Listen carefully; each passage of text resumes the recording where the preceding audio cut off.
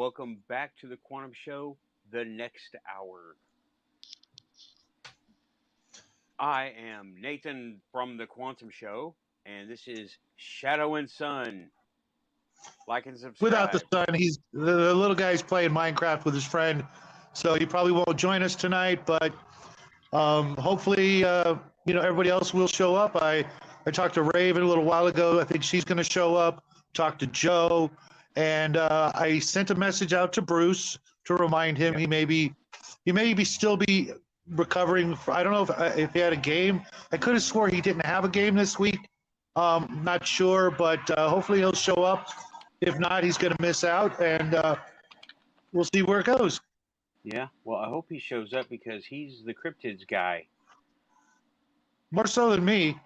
I'm, I've only had the one kind of encounter. Although I could have had two, but I think that was just a fever dream as a kid. I'll never know. Well, fevers enable you to break out of the box. So I've had fever dreams too. Come to find out, they were pretty quantum. They were pretty damn quantum. Well, mine included the creature from the Black Lagoon, so I don't know. Okay. I mean, right. Hold on just a second. Yep. I'm trying to send Joe a link. I check it.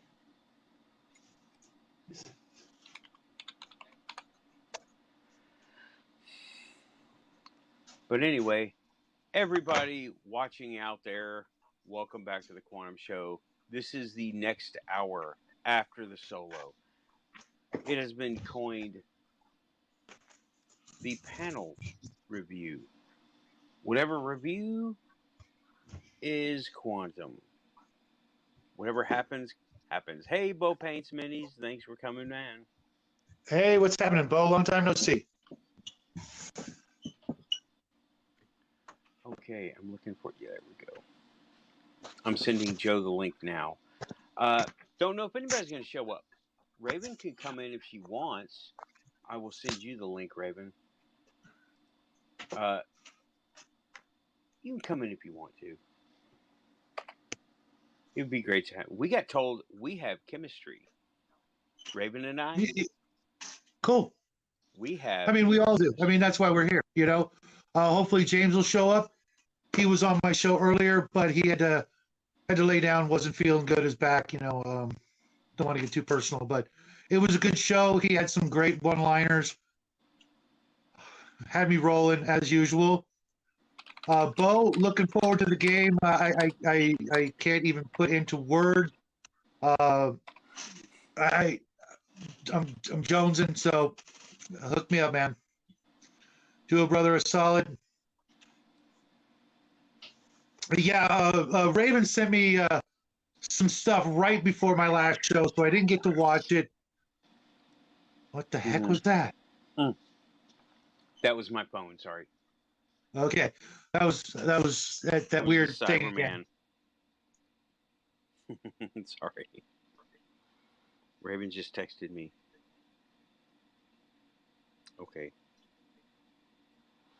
I asked her what was airwaves. Someone on airwaves, Terry Campbell, watched her and I or listened to her and I on 1-2 Radio, and that person really liked it, and that we do well together. That's great. Tell you what, when it comes out of the air and out of the woodwork, it's the best thing ever. Absolutely. Yeah, we have a word for that here. Quantum.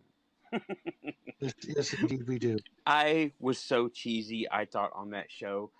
The first part was 2 weeks ago, right? Or last Thursday. And did you get a chance to listen to it at all? No, I just got through my show. Right. Holy crap. Problem. It's extra stuff. Holy crap. My show, the one I just left, had 48 views. That's I think a record for my show. I'm kind of Cool. pumped. Cool. Yeah, no Awesome. shit. Yeah, had a couple of new people hang out with us. An old friend of mine. I don't know if he's been on this show. I know he's probably been in the chat, but he had to leave to go play pool. That's gotta suck. I haven't played a good game of pool in forever.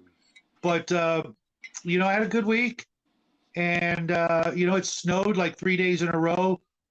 Nothing that really lasted, but you could see it on the cars and things like that, and it melted. But the family, Jackie, he loves snow. I can't stand the stuff. But it's kind of a rarity here. We don't get, even though we're up in the high mountains in the desert, and it gets cold enough for snow. I think it's all part of that big storm that's hitting the nation right now, and we got like obviously the tail end because it started on the opposite side of the country Right. and cruised in, but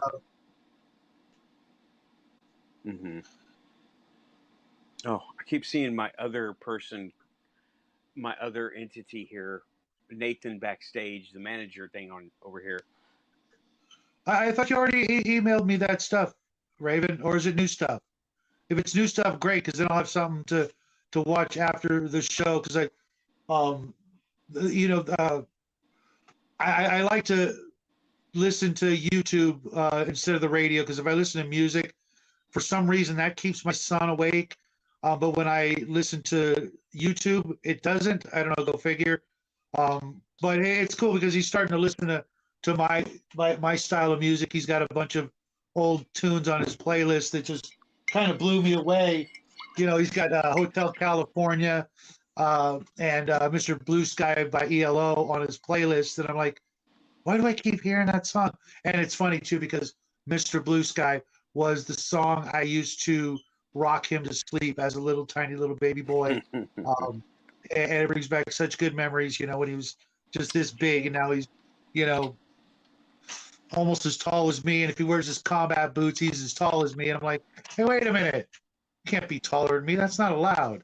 But, it's nice to know that some of the old things aren't totally forgotten.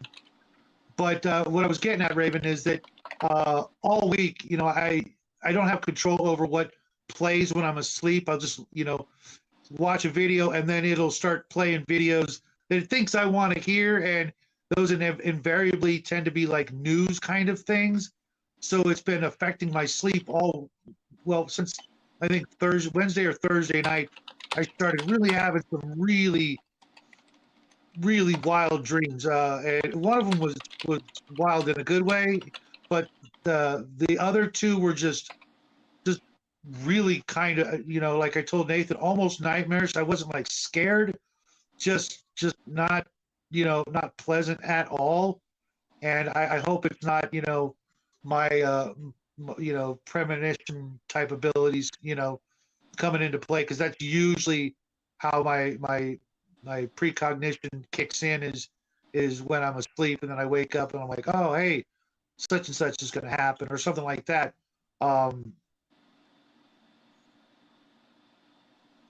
Okay, Bo, that's kind of neat, I guess. But yeah, the Floyd, yeah, absolutely. The Floyd. But so I was, we don't talk all cryptids tonight. I was gonna bring that up just because, I really hope none of that stuff comes true. But it was all kind of topical, about the situations that are going on in the world, and um, you know, let's hope for the best, because with me, it usually entirely or bits and pieces of it are accurate, and trust me, let's all hope it was just my brain absorbing what it was hearing, because sometimes that happens, especially like if I listen to audio books. I was listening to some Robert E. Howard, Conan, and Solomon Kane, and things like that. So those kind of dreams were kind of interesting, fun fantasy sort of things, that I can, get into and not, freak out when I wake up. It's like, what the heck was that? Unlike this week. Here's the link to the second radio show that Nathan and I did on Raven's Rabbit Hole. I can't access this link. You're gonna have to send that to me. It's on because you can see it on PayPal or PayPal. You can see it on YouTube, not in StreamYard. Okay. The link is clickable in YouTube. Was that okay? It wasn't okay. Just someone send me the link through Messenger or email. Otherwise, I'll when I go back. Sometimes okay. To look at the chat. Sometimes the chat is gone when we rewatch the old videos. Maybe it's just my device or something like that. I'm not really sure, but it scrolls away and it's gone forever. Yeah, I don't get that. It used to not be like that. I don't know if that's a new thing that YouTube started doing. Feature. Yeah, it sounds like a bug. They made it a feature. Yeah, no thanks. I'll pass. It's for privacy.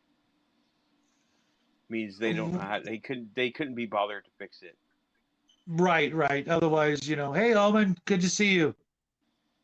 Yeah, I think with at least on my end, all I had to do was restart my device and come in. That's one of the reasons why I had to leave, to make sure I made it here in time, was to be able to restart my device, and then it just clears everything out, so I don't have that thing. But before, if I tried to use the same device, doing 2 shows in a row, the echo was just epic and not in a good way.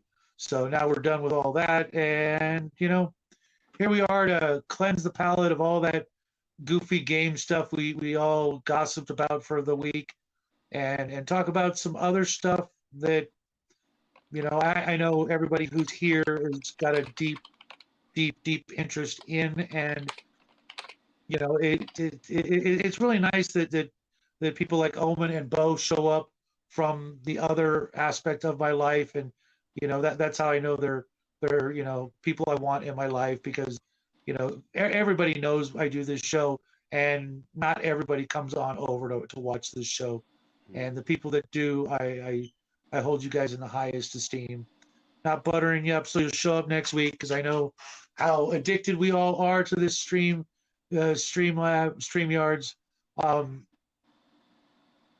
I had to shut poor Omen down, because he would have just enjoyed the conversation all night long.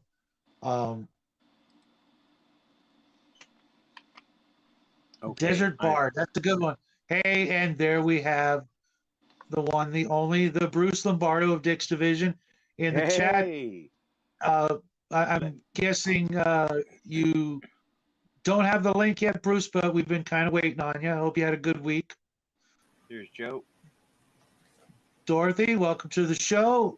I'm not Dorothy. Desert Bard. Hold on, let me adjust your mic settings. Oh, yeah. I haven't done that yet. I got it on here. Okay. Oh, is that an old joke? Come on, Omen. I'm not that much older. Okay. I think you're good now, Joe.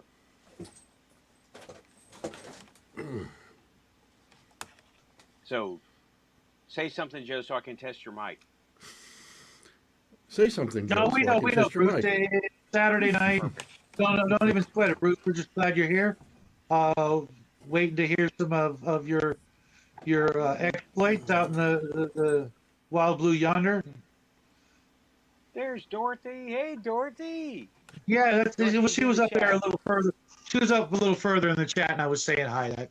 I know. And don't worry, Joe. I will get to the messages you sent me. It just I like to do them all in a batch. Otherwise, I never leave. You know what I mean? But I always appreciate when you actually come in and watch one of our goofy, father and son videos. I really appreciate it. They're just acknowledging your efforts.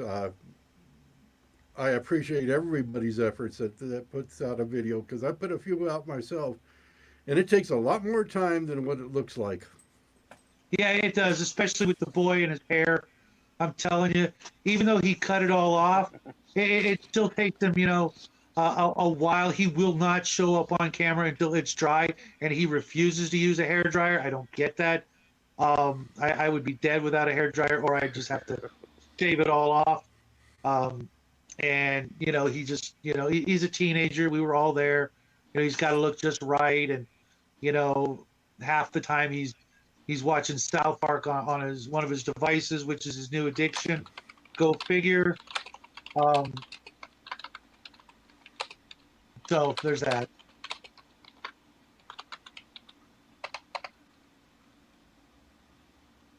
Oh, Yeah, Dorothy, it has actually been a weird week. Glad to have you. Um, yeah, same here, Dorothy. My sleep has been just absolutely bonkers. Not getting enough of it. Just what happens when I'm asleep. Just the craziest dreams. I mean, this last week I had some of the craziest dreams of all time. And there are most of us don't really remember our dreams, but the ones I had this week I'm not going to forget them that easily. Um, because to be honest, there's probably only about 10 or 20 dreams I can remember from my life that still stick with me. The first was I was a little kid. I mean, I couldn't have been but 2 or 3 years old, and I had this nightmare that scared the crap out of me as a kid. I was attacked by a strawberry ice cream dragon. And it just so happens that later on in life, I found out that I'm allergic to strawberries. So I don't know, just kind of weird, but yeah. I mean, it sounds silly, but as a 3-year-old child, you know, uh, it scared the crap out of me.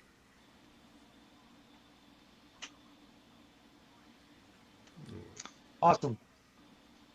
Okay. Wanting to talk about cryptids from Bigfoot, Big Feet, to those hellhounds at the Skinwalker Ranch, to who knows what. That's the idea. Yep, that's what's on the menu for tonight.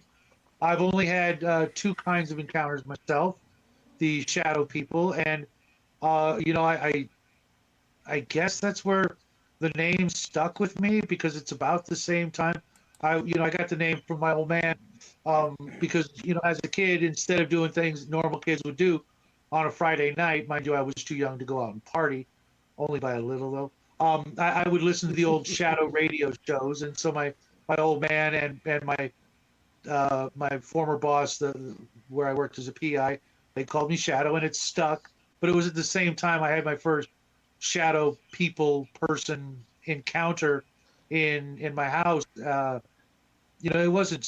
I mean, it was kind of scary. I was walking down the hall, and one of them literally jumped out of the doorway I was about to go into, which was my room, I think. And just a shadowy thing. Just like a person a little bit taller than me. Just not really jumped out like jump scare. Five Nights at Freddy's kind of thing, but just sort of walked out, and I just hightailed it around the other way, and that was the first time that happened. And now it's happening to my son. He's seeing them. He's seeing them even in daylight outdoors and stuff, which that kind of bothers me a little. Not gonna lie, because normally I could get it. Your imagination playing tricks on you when you're in a dark or gloomy place indoors. But to see it outside in a bright sunny day, and you see something, a shadow person, whatever, duck behind a tree or hide behind a car or whatever, when he's by himself doing things, that's a little disturbing, even I for would folks. seriously, look into that more. I would want to know more. Yeah, I've been doing it. That's I've literally watched all of the shadow people videos on YouTube that I could find, and you know, not getting any answers. He's like you said, trying to use some of the little techniques that you gave him, and the meditations and the mental rituals. Right. Have you all found a rock shop yet? No, I haven't. It was funny that you mentioned that. When I woke up from my afternoon nap, because I'm spoiled, um, the first thing that came on my tablet was a video for a place called the Crystal Boutique. I don't know if they're local or if it's an online thing only, but I'm going to give them a shot because there's really, other than going to our local flea market, there's nothing, nobody who sells that stuff. And I want to get, a couple of, I don't want to get little bitty ones, I want to get something, sizable, for each category that I'm interested in testing and working You with. know, I would, if I were you, try Art by God online. Get my notebook. Is that a store? Excuse me. Yes, it's artbygod.com. It's mineral and nature novelty gift shop. Okay. I wrote that down. I used to buy through them for the bookstore. For actual crystals. Crystals,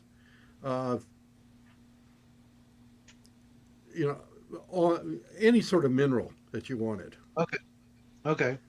They wouldn't refuse to sell me uranium, though. Don't understand.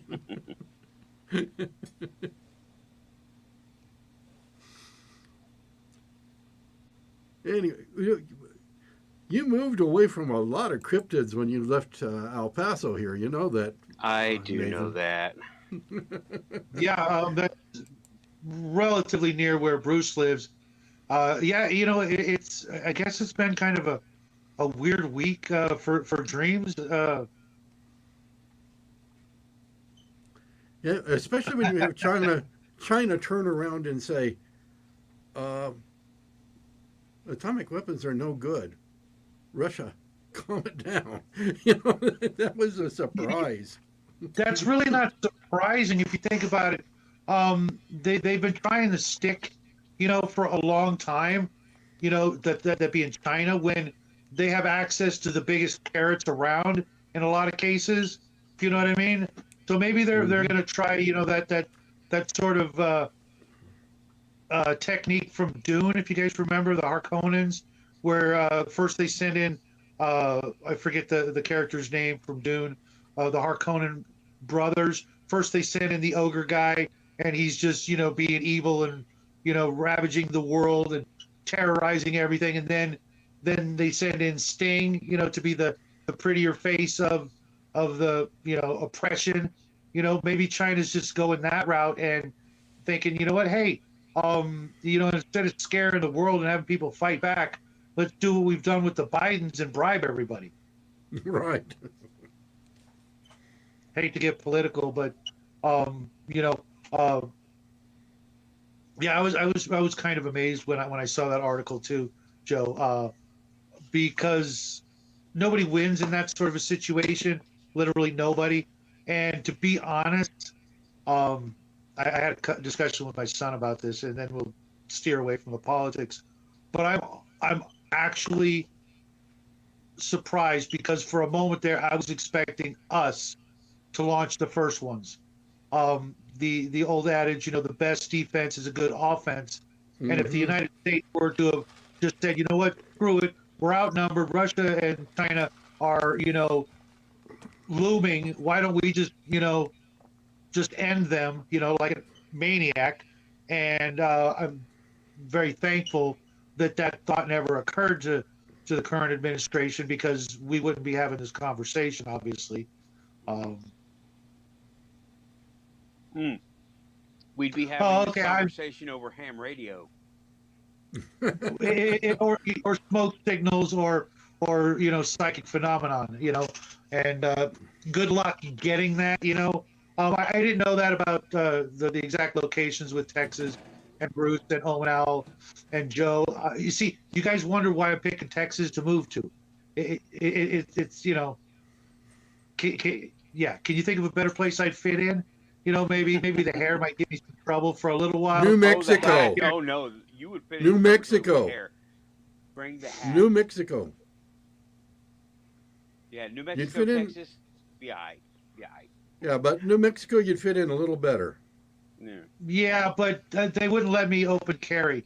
And I know everybody says don't open carry, conceal and Yes, carry. yes, yes, yes. You can open carry New Mexico. Oh, really? I thought they Yes. were not cool with that. Well, still, I want to be near my friends. And it, Okay. there's a lot of great people that I've met this last year. It's been I mean, one of the best years of my life, to be honest. Ever since, again, shout out to Cal and Grim. I don't know what happened to Grim tonight. I'm really bummed. I hope he's okay. But when I met Cal and Grim through my channel, they recommended that I start, doing the live thing and hanging out with all you guys. I have met some great people. Everybody in the show, literally. Um, I have them to thank for it, and it's literally changed not just my life, but Jackie's life. He's made actual, friends with people I consider family. Because I couldn't give him any family. They all passed away decades before he was born. Nathan's going to get coffee, Again? or it could be a bio break. I'm not going to pry. You know, Yeah. We've I had got to one of tell you though, those. man, it's been so cold this week. It is literally the first time since I quit drinking coffee that I thought about drinking coffee. I gave it up about 7 years ago and just went to straight water. I only drink, just water. And it was so cold that I was actually thinking about just heating up some water and drinking warm, hot-ish water. Um, How about broth? I could always, just do a cup of noodles or something like that. I've done Right. that, but the thing is when I actually want to do that, it's like midnight or 10, 11 o'clock at night, and I've already had dinner. I'm like, yeah, that's a good idea. Let's drink some salty beverage with a whole lot of carbs right before I go to sleep. So, not really a good idea. Not to No. mention, yeah, Vegetable broth. There goes yeah, the carbs. I could do that. Yeah.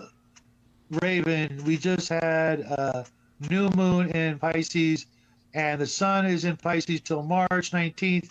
So dreams will be very vivid Hi, at this Dorothy. time. Okay. Um, I honestly, I just thought it was, what I was listening to on my tablet, but that doesn't really help.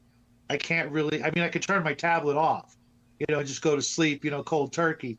Um, with what you're saying, I got to wait, the better part of a month to make this crap, stop, or at least, like, can I change the channel maybe? Raven, is there something I can do? Maybe, listen to the Smurfs or something more pleasant, Care Bears or something. No, I really don't want to do that because You can right for switch realities. yeah, I'm just gonna have to, uh, either find one of those like ASMR videos. It's like 9 hours long, or something else that way it doesn't switch to some sort of awful Not catastrophic news. ASMR. Not ASMR. I, yeah, Don't, no, no. don't, no, no, I went down no. that rabbit hole, and the last thing it made me want to do was sleep.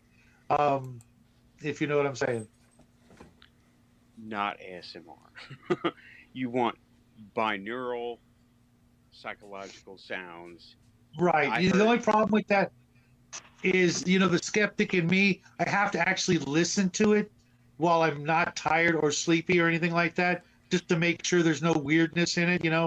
I make sure that they're not, trying to, hypnotize me in my sleep to get me to, write bad checks and stuff to some, stranger. So right. that's never, you know, That's never a good thing. no, no, no, no, no. I mean, I'm pretty certain that someone would catch on to that, or maybe that's why they have, hundreds of thousands of subs and I've only got 600. I don't know. Subliminal messaging. Yep, yep. Because I used to do that. I used to write self hypnosis tapes, uh, back in the day, to help people, get over things and quit bad habits. That's why I mentioned it to you, Raven, to maybe make, some tapes, to help you, not just, remember the things that you can't remember, but to then record what you say during those periods, because it can actually work. Um, you can get some of the answers you want. You may not like what you hear, but that could be, something you need to, discuss with yourself. Do you really want to know? Are you ready to find out, what happened, or, whatever? Because, you know, not knowing for me is an awful, awful thing. But other people, they're okay with not knowing. Especially as time goes by, you can be like, yeah, I can. Yes, yes, Bo, you absolutely can.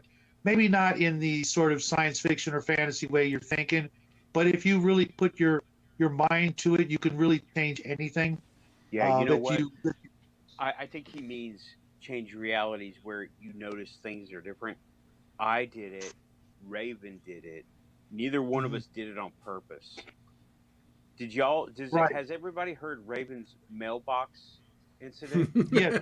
Well, Yes. to be honest, I'm still. I heard that last week, obviously, and the week before, but I'm still more concerned with the steering wheel. To me, that's really. Refresh my memory. It, What about the Mhm. steering wheel? she woke up one day sitting in her car with her head in the steering wheel, which Okay. even conscious, that would be a difficult maneuver. But if someone really, really wanted to hurt you, that's a great technique to get you to accidentally hurt yourself. And by hurt yourself, I mean permanently hurt yourself, and get away with it, if you know what I mean. So that really bothered me when I heard that. There are some things that I know about, and I'm sure Joe knows what I'm talking about, that um, could be used to get rid of a evidence or a problem or a witness, as opposed to whoops, you know what I mean? Mhm.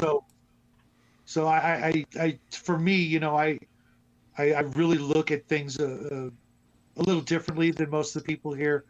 And so that really troubled me when I was thinking about it. It's like, um, yeah, Yeah, I remember that part now.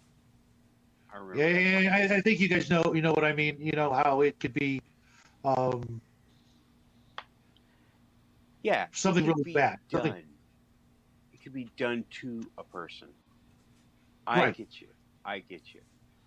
Yeah, Yeah, and but then when you wake up, you wake up and you react a certain way, and then that's how they find you. right. Okay. And Um, but about the mailbox thing, right? She has pictures, and that is what I'm really interested in. I mean, I'm interested in the whole story, but think about pictures, right? Okay. Now I made a little private video for Raven only, right? Um, and it was just how to look at the attributes of the pictures you have, right? Now, I'll go ahead and do it right now. Okay. Now, on my phone, I've got pictures, and I'm going to go way back, like a couple of years back. I'm going to go to 2011. Okay.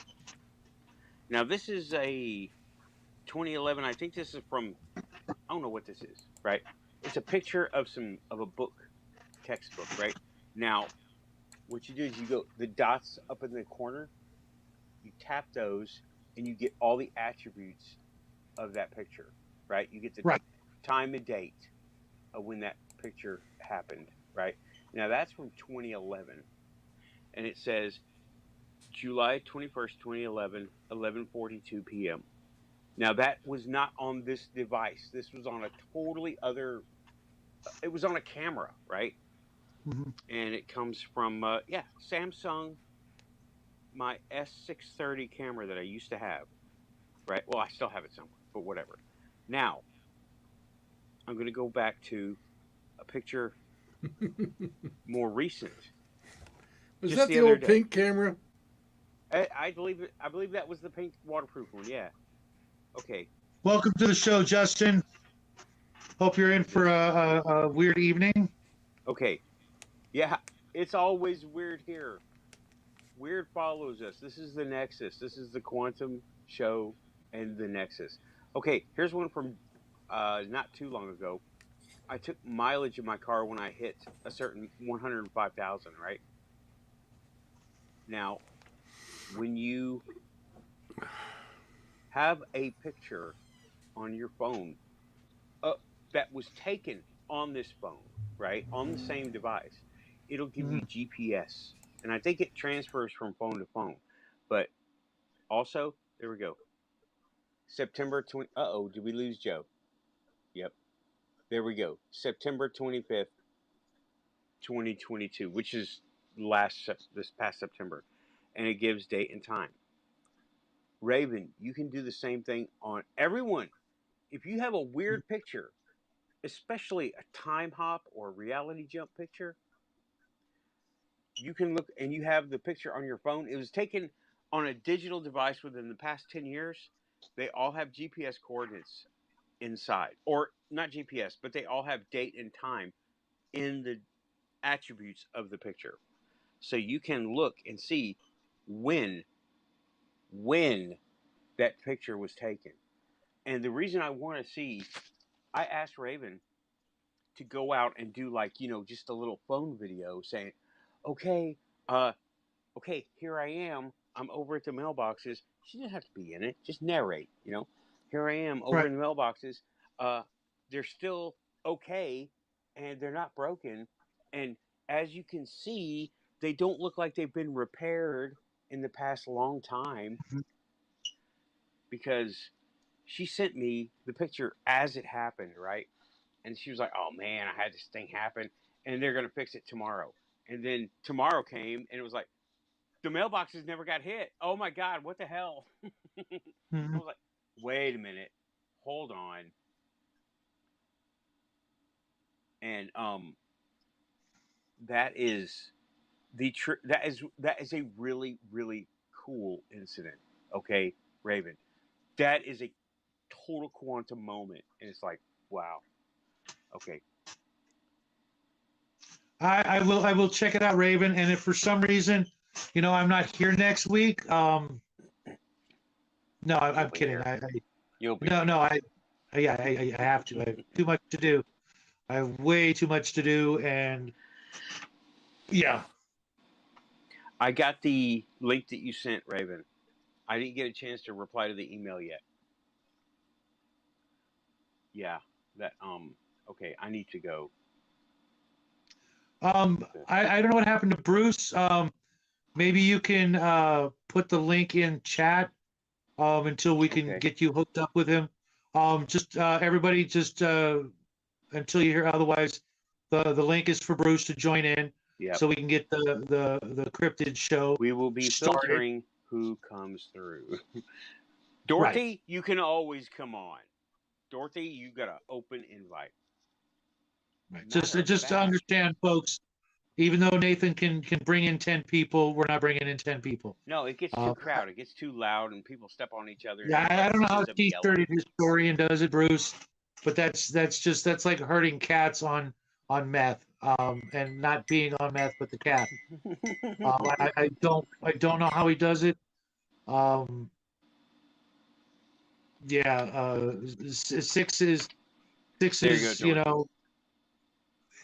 is okay. I prefer 4 myself, but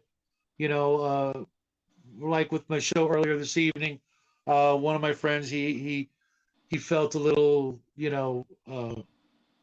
out of his league, mostly because of the topic, but it had a whole bunch of other people all trying to be part of the conversation. He'll be back next week, so I'm not worried about it. But I totally get it. When I first started doing these things, I had some things to learn about etiquette, interrupting, and being ready for the conversation. It's not like other shows where people are just shooting the breeze type of thing. There he is. Bruce with his only hands account. Welcome to the show, my friend. Long Hey time no guys, how are you see. doing tonight? Welcome It's back what, to the Thursday? Quantum Show. Good to hear you. Good to see you. Oh, edit or audio. Hang on. Hold what you got. Okay. Can you guys hear me? That's the thing. Yeah. Oh Oh, boy, yeah. can we hear you? I'm not trying to be overpowering. No, we can. I got you. Okay. So, what do you want to talk about tonight?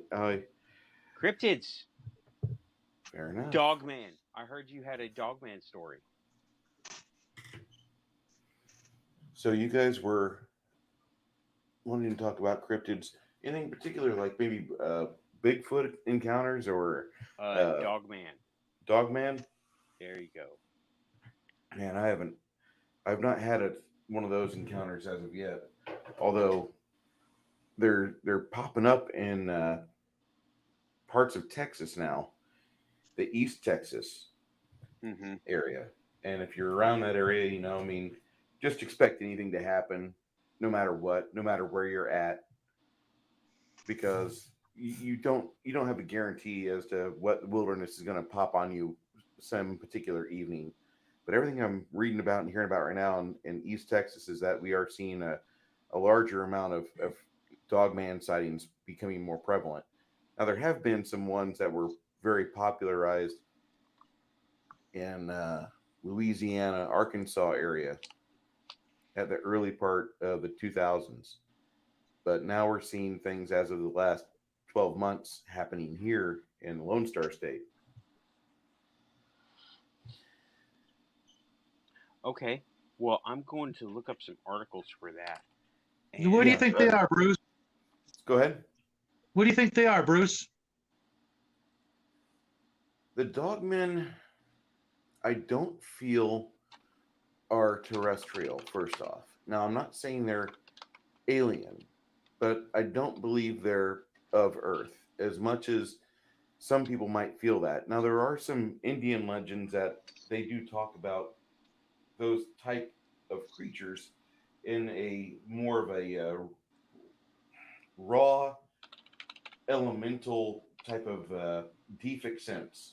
And I hate to say that in that aspect, but there's been some accounts where people will see these things and they tell their grandfathers of it or something on the reservation, and they'll say, you've been seeing this specific god in our lifetime. Has been seen for 70 years, but it used to be very common. And all the Native American tales that are out there, they're always talked about. They're not really written down. They're passed on through generations by word of mouth. And before you can recant them, you have to be able to demonstrate to the elders that you can repeat what they said when they told you of the first encounter, the first stories, word for word. But these people are having experiences on reservations.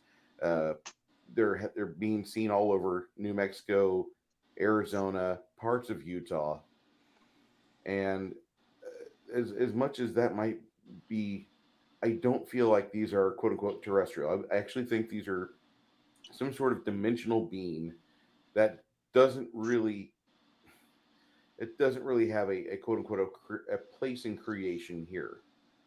And I know that sounds more Abrahamic God of a mindset, but no, they really don't belong here, because what they seem to do is terrorize, and they seem to feed on the fear that they generate.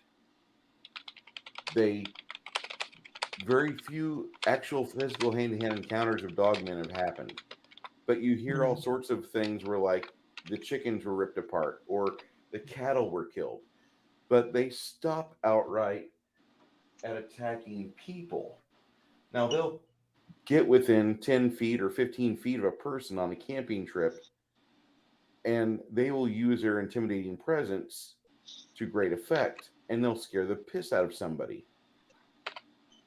But they've not truly gotten into a physical altercation that I've been able to discover in recent times. Nathan's popping things from Google here. That is a Dogman Encounters map from Google Maps Oh, I see this. of North America. That's interesting because I always thought because partially because it's such a new thing that I hadn't heard about, and mind you, I do a lot of investigating of a lot of things that are on the same line. I was always thinking that it was some sort of potential hybrid or government lab mistake or something like that, as opposed to anything else, or the equivalent of skinwalkers or werewolves or what have you, something that is just being seen in a different light or misinterpreted, from what I've heard. Now, this map 'Cause shows sightings from Dallas and down 45 towards Houston. Has a couple sightings west of Austin, Texas, one west of Abilene. Right. Well, But yeah, go ahead. It's just off the top of my head, right here. That's pretty impressive. Yeah. from the map, since I can't see it, are there any obvious or potential trails from some of the national forests and parks? I'm looking at caves.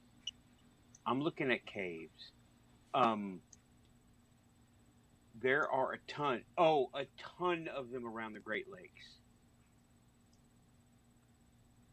Not necessarily, and those are cave parks. Okay. A few years ago on 40 and Times, there was a bunch of reports of a flying humanoid, and I went looking. Hey, Dorothy, are you in the show? Already got her in the show. Hey, Dorothy. She's in. Hey, Dorothy. Hi, guys. I'm guessing the last spot's for Raven. I've got to edit your mic, Dorothy. Let me. I cannot edit your mic. Wait a minute. There we go. I have to adjust your settings. Because with all of the cryptids, my personal opinion these days is that with the things that are coming out of the National Forest Services and the most obvious solution is where would these things hide or live? Well, it's not going to be in your local alleys or abandoned buildings. It's going to be more big wide open spaces, because from what Bruce says, they're not eating people, and they're not eating everybody's pets and farm animals. Otherwise, we'd hear about that instead of what we're hearing about the chickens. Because everything needs to eat, and almost everything out there likes to eat more than once a day. You start doing the math, and you're talking hundreds of thousands of things disappearing over the course of a year. Now, out in Yellowstone and places like that, you got all the food you need, and no one's ever going to notice it being missing.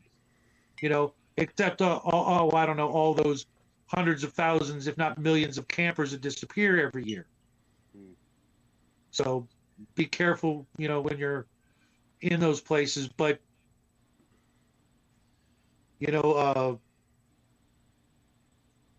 it sounds like they're starting to, like coyotes, for a while were coming into my area with literally nowhere for them to, hide and live. There were no caves.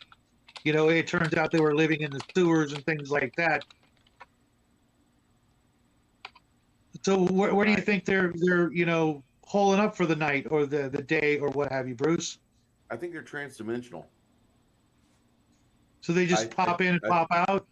Yeah, I think they have an ability like Bigfoot or Yeti to be transdimensional, and I say that with not a lot of faith, because it sounds kooky as hell, but it's the only way that you could have something happen to where you see one right in front of you, and then another one will make a sound off in the woods to your left, and so you're undisciplined and you spin to your left like, what the fuck? And when you look back at the one that was right in front of you, it's gone.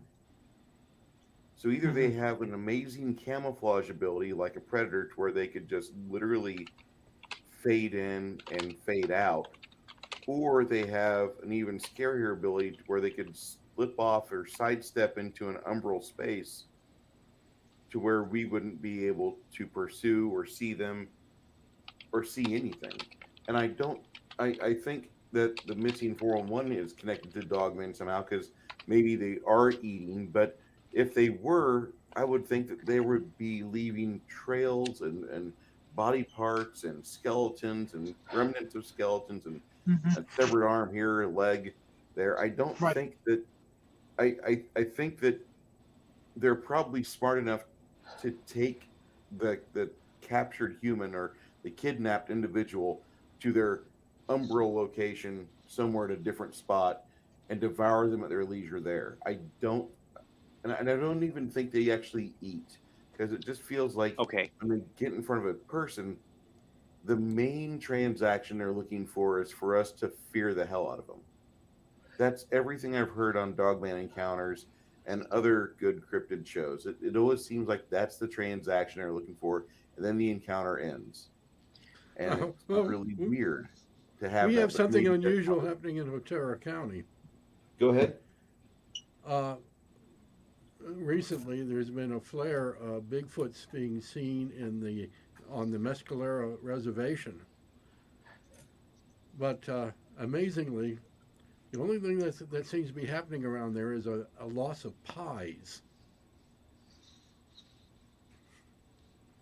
Okay. Yeah, I was waiting for someone else to laugh first. Are you sure it's not Yogi and Boo Boo? Give us an Possibly. example of the pie thieving Bigfoot. Well, it's been there's been about, used to be there was, since about 1976 to just recently, there was like only 10 sightings of Bigfoot. We've had about 10 sightings of Bigfoot in the past, I would say the past 5 years. And I said, the odd thing was, the only thing that's been noted is the loss of pies. Of course, as I was telling Nathan earlier, this area is really huge on cryptids. We've got, of course, the Chupacabra. Chupacabra. Yeah, he's not seen very often around here, but he is seen. And then we have the Thunderbird, but what people are reporting now is they look like Pterosaurus. I've heard about recently. Recently a man was alone up on Doña Ana Mountain, and Nathan's familiar with that. It's a range of mountains along the side of White Sands, and he was just north of Las Cruces. And he was walking in the desert, and then along the base of the mountain, he looked up, and he saw two pterosauruses-like creatures, and they were sitting on a ridge watching him, and they flew towards him, and they made sounds like distant thunder.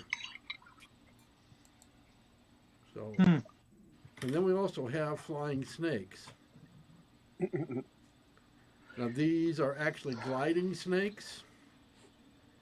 They're found in the forested area of New Mexico. And I personally think that some of them started off as pets of somebody. Like, we have, I'm not salamanders. We have lizards here in El Paso that don't belong here. Geckos. We have geckos that came from... they're Mediterranean geckos, and they're all over the place. They chew on the concrete between bricks.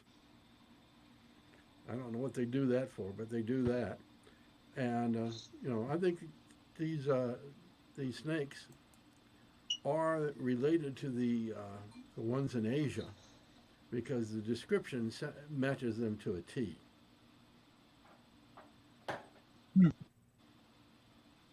The flying snakes. Mm-hmm. So many other critters have been transported by, international trading. I'm not surprised that a lot of these different animals have somehow, like mysteriously migrated from here to there where they're not expected and then accidentally evolved to be able to live in that environment or whatever.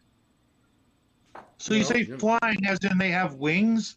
No. No, but look, transported like ship containers and stuff like that. You know, they wriggled in before the doors were closed. That's not even what I'm talking about. They actually have learned how to glide. Right. Yeah. I'm saying, they're flatten usually seen in exotic places, tropical, whatever, Mediterranean, right, usually like you in say. Asia, or there's some Right. in Africa. And now they're over here, and that's weird, But Right. a lot of things have been transported that way, just like accidentally imported from place to place. And then they, adapted somehow, and now they're living where you are, Yeah. Like the tarantulas and the bananas, yeah. Right. Exactly. And my favorite one, because I saw it myself, was the herd of moose. Herd of moose walking around on their hind feet. And That's a new one. Yeah, apparently it's an adaptation for eating on limbs on upper levels of plants. A moose. A moose. I know somebody who would be very interested in hearing about this. Dave Scott from Spaced Out Radio. I need to send him a link. That is interesting. Could they all do it if they had to, but a certain group of them learned it more or something? I think that's what it is. You occasionally, be driving up Highway 70 past Cloudcroft, and you'll see one off in the distance standing up. And it's also a good way to look over an area. True. Yeah. And then you go, okay, so do mama moose teach their babies these things? Is it a learning thing, or is it an instinctual thing, or just an absorb it as you watch it thing? I don't know. I've only drove through, so I can't. Being a mom, I always wonder about things that way, though. Was it learning? Was it instinctual? What was it, that made it happen that way for that group? Because we ended up evolving in a similar way from something earlier, and one group of us started teaching more, A weird thought just entered my mind before you said the word evolution is, people, for the most part, are the only thing that we know of that has evolved in a good long time, potentially hundreds of thousands of years. All the other creatures around us, very rare instances have I heard of anything evolving or mutating or anything like that. What about What about the moths in England during the Industrial Revolution? They lived on the side of ash trees, and they were white, and they blended in. But as the factories came along and the soot started going on the outside of the trees, the moss turned darker. Mm-hmm. So that it was a, what do you call it? Genetic selection, because whatever was eating the moss could see the white ones on the darkened trees. Oh, okay. So that was more natural selection than it was evolution, which is kind of a subset of evolution. Right. Okay, so yeah. Given how quickly do you think we could be, because of man's messing with the environment? Do you think we could be entering an era of spontaneous, natural selection, mutation for evolution, because of some of the things that we're doing that have never happened before? And maybe that's some of what a lot of the cryptids were coming across, their point of origin, so to speak. Or do you think there are rotifers living in the ocean that can process oil? Mm-hmm. I was going to bring something like that up. Yeah, where did they come from? There's enzymes in the ocean that process gay concatenants very well, because they they otherwise, without their presence being in the ocean doing what they do, we wouldn't have an ocean teeming with life. But they naturally are there, and they will not reproduce, but they will be very active around areas where you have the tectonic plates shifting, and you'll have just a naturally occurring oil spill, and that area will be just packed with microbiotic enzymes that just do nothing but just chew on these petroleum bits. Yeah, but the enzyme's got to leave come it from cleaner for the rest something, of and I us. think it comes from the rotifers. But yeah, we're thinking along the same line. And Genetic also, changes are known to happen even within an organism singularly within its own lifetime, that it alters its behavior, it alters its pattern. Who's to say that other creatures in different species, because of the rapid rate of reproduction, don't evolve faster to adapt quicker than we do? Oh We're so yeah, well, big, we're slow look at to the evolve. guppy. Look at the guppy. Seriously. You know, the plain old guppy that you got from the wild, and now look at all the fancy tails and the sword tails and the dorsal fins that go out to nowhere. I mean, uh, yeah, and that's not natural selection, that's man selection, but still, the same idea would happen in nature if for some reason long tails were favored by nature. mhm. So not to shoot you down, Shadow, but there's quite a bit of evidence that there have been things to spontaneously change. Mhm. When I say Right, but spontaneously, for the most yeah, part, we've been talking about like little things, right, not not like. big things, right, Mhm. little things, fungus and microbes in the ocean and things like that. Guppies, they're small, little things. You're right though. Big things don't really change unless, well, There a are big big, changes around them. right, and a lot of them are killed off through things like natural selection or inability to adapt to a climate. Um, because I was going to say something that a kind of a large example. It began large was the chicken. They were dinosaurs. Turtles. They were Mhm. dinosaur sized. Some of them can still be dinosaur sized. They just tend to not get that large that Mhm. we're aware of. And yeah, there have been sightings of, oh man, sea monsters. Lately, there I've been hearing so many more tales of sea monsters, of way out in the ocean. I don't mean the oil rigs that are 10 or 20 miles from the coast. I mean like 200 miles out Mhm. and close to the South Pole, closer to the in the southern hemisphere. There have been so many, so many. I would like to hear from people from Australia and New Zealand if they. I don't know what time it is there, but I would like to hear. They're the ones talking about it. They're the ones reporting all these things. People in their waters out there, because they're a little bit closer to the South Pole, right? And they got a more direct route. Because I can't really.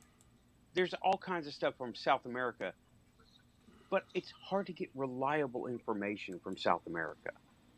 Right. Well, that's the key word for a lot of this is reliable. I'd Yeah. like to see, as sort of a pie chart of, you know, hoaxes versus unexplained.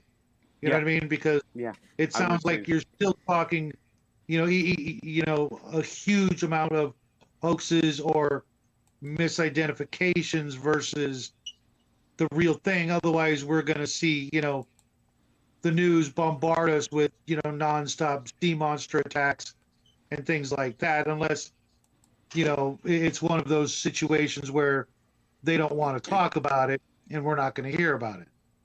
Yeah. Like the zombie deer. Yeah. The zombie Yeah. deer. That's here. One highly reputable source from Australia to clue everybody in on. And I wouldn't be put off by the fact that he was an Episcopal priest, doctor of his church, teacher of ancient languages and Bible interpretation, because he's gone into full paleo contact now with his series. And that's Paul Wallis, Wallis. And he tells in one of his books, I'll have to look up the passage, about a family friend who actually went missing from the shores. And what Paul is doing is collecting all these ancestral stories from around the world and putting them together with his extensive knowledge of ancient languages in the Bible and all these other tracts, how the Bible came into being, blah, blah, blah, blah. But a family friend was abducted from the beach and told this story, you know, after a long time of recovery. She showed up after like 3 years of being missing and told about how she was taken. Mm-hmm. The Mami Wata is the name of the creature from under the sea over there that took them. I do have Paul's permission to read from his book, so when I find the passage, I can quote or whatever. Yeah, I've seen that story where the girl was missing for like 3 years or something like that, and had children, the whole bit. Yeah, that's nightmarish. But these stories are from all over the world in coastal areas, okay? These ancestral stories that were handed down as oral histories before anything was written down.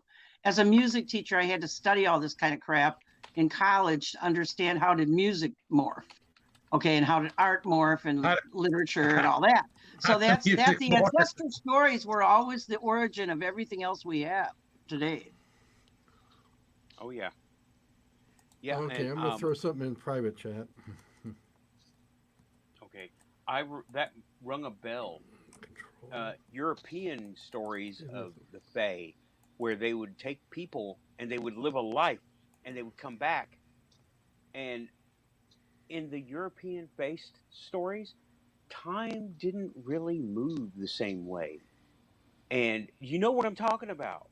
Like the girl would come back, and either she would be older, a grown woman, or she would still be young, not have aged, and she would come back with all these fantastical stories about living as a princess or working in a what was that one, a horse barn? And it wasn't a horse. It was working. I don't remember these. That was a long time ago. I heard that one. I don't even remember. But Paul Wallis. For Shadow there, one of the recent weird changes in animals is the star-nosed mole. Star-nosed moles were known to have 6 little tentacles over their nose. Yeah, those things are frightening as hell. Okay, they're now finding 22 tentacles, and it is one of the weirdest evolutionary novelties on the planet. And I don't think that they pointed to exactly what the cause was, but I did put in the chat there, the private chat, the link. Okay, I will go ahead and I will put it in the public chat.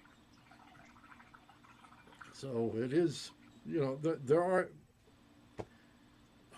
occurrences all over the world. In fact, of course, it's man-made here because off of the coast of Japan, they're finding some weird fish that they've never seen before.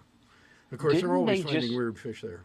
Yeah, didn't they just find dinosaur-like creatures in unknown lands in China? I heard something. I need to look at that. I need to look that up. Now, do you think these discoveries are because we're better at discovering things, or because we've, messed with the environment kind of line of thinking?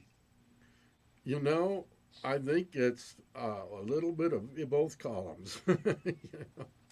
Because for prior to the last 100 years, we didn't even care. You know what I mean? Mhm. We didn't pay attention. We didn't look. The weird oddballs, scientists and You things mean like like the that. color blue? Mm. Yeah. Okay, what he's talking about is before a certain time.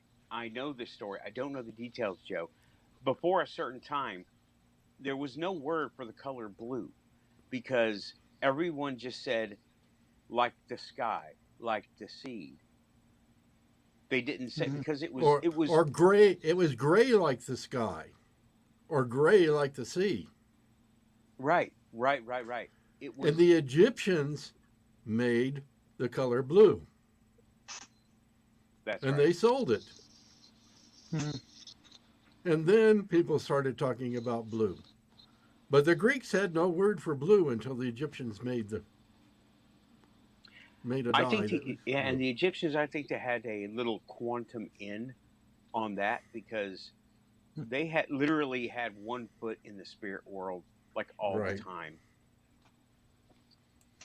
I'm pretty sure that they were, if not one of the uh, surviving races of Atlantis and Lemuria, they might have been an early breakaway civilization from Atlantis and Lemuria, if not one of the survivors.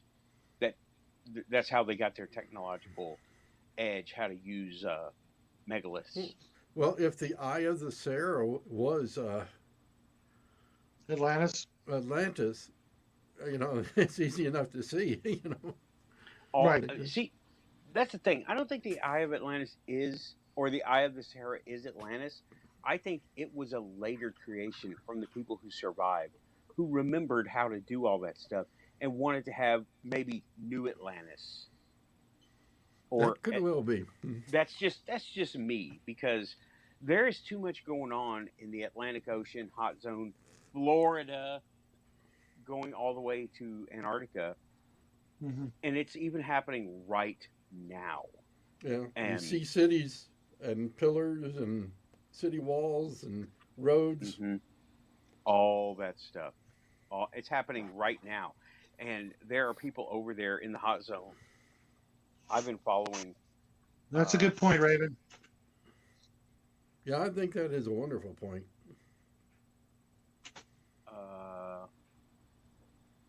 uh, yeah, yeah. Internet has changed the face of everything for everybody. And what was it?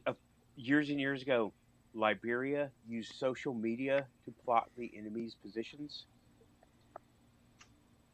Something like that. Something like that. It was something like that to know the enemy's movements. Can I share something, Nathan? Yes, Dorothy, go ahead. Okay, so the story of the cryptids is in this one called from Paul Wallace called Scars of Eden. And if you like, I can read the backstory of how he came to understand about this personal connection to these underwater creatures from somebody that his in-laws knew. And that's how he got onto, I think, collecting all these more ancestral stories about these cryptids. It's Could you hold the book up again, please? Because yeah, sure. It's called He hit the wrong button. yeah, I don't know what I'm doing. The Scars of Eden. It's his second book in the series. That is Paul Wallace. Paul Wallace, yeah. He's a friend of mine on Facebook. I caught on to this guy early because of my own family's background in religion, and my uncle was a priest who taught comparative religion many years. So I caught on to Paul Wallace pretty early. But he was visiting his in-laws who were devout Baptist and Pentecostals, and he was trying to figure out how to introduce his radical theories away from the religious aspect and onto how he thinks possible alien intervention happened long ago in our past based on his own life of researching all these sacred tracts and ancestral stories and everything else. He goes, on a visit to our place in Canberra one weekend, we sat down together after a Sunday feast of Ghanaian cuisine, and as disarmingly as I could, I laid out my thesis, considering concerning the Bible's narrative of extraterrestrial inventions in our evolution, as well as the stories the Bible shares with other world mythologies concerning a pattern of abduction and hybridization through the ages. My parents-in-law listened quietly and politely. Then, with an animation that completely took me by surprise, they leaned forward and said, "Paul, we already knew this story. People in Ghana know all about this. Our story goes back for generations, and we know people who've had this thing you are talking about happen in their own family." So it was that I came to hear a personal story from my own family that I previously had no idea about. The events it relates are nearly 40 years old. I will now pass the story on to you, but please permit me to leave some details blank for the sake of protecting our friend's privacy. And then he goes on to describe how this woman was taken and abducted and gone for 3 years. And that's what his parents-in-law told him, you know, about their own connection to this whole deal. So it kind of gives you a flavor of who Paul Wallace is, kind of, and just the backstory of how he came to learn about his own family's connection to the cryptid deal.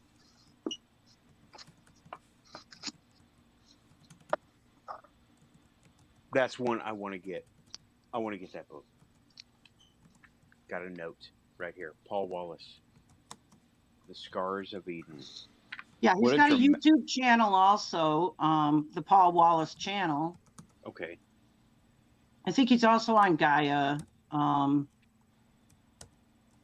And there's a TV channel devoted, and it's called The Fifth Kind TV. Yep, I watch it pretty regularly, actually. Right. Yeah, I love Paul Wallace's work. If you check Chemistry World, you're going to find that the Egyptians came up with blue first before the Jewish people did, because they got it from the copper mines. When copper oxidizes, it turns into a blue. So they didn't have to go get it from shellfish or anything else like that. They used it extensively in the pyramids.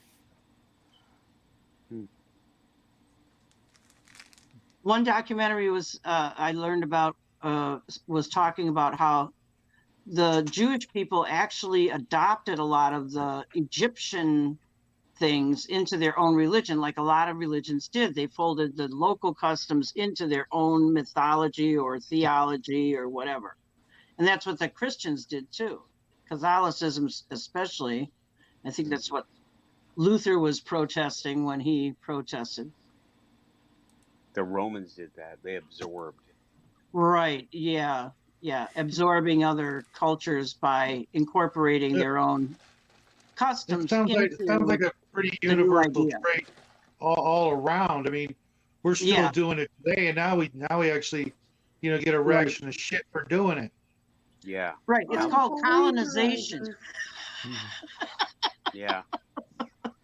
Yeah. In Canada, they're still splitting up Native, and I can say Native American because it's American continent. They're still splitting up Native American families. Children over here, adults over here, boys over here, girls over there, and that is that's a form they're calling that genocide now, because we're in the 21st century, people. We need to get over doing that. Oh my God! And the Americans here, we do it too. We separate, we decimate families, and they do it all over the planet. And Dorothy, you're right. The colonization mindset, and I don't agree with that. I mean, we can all. I mean,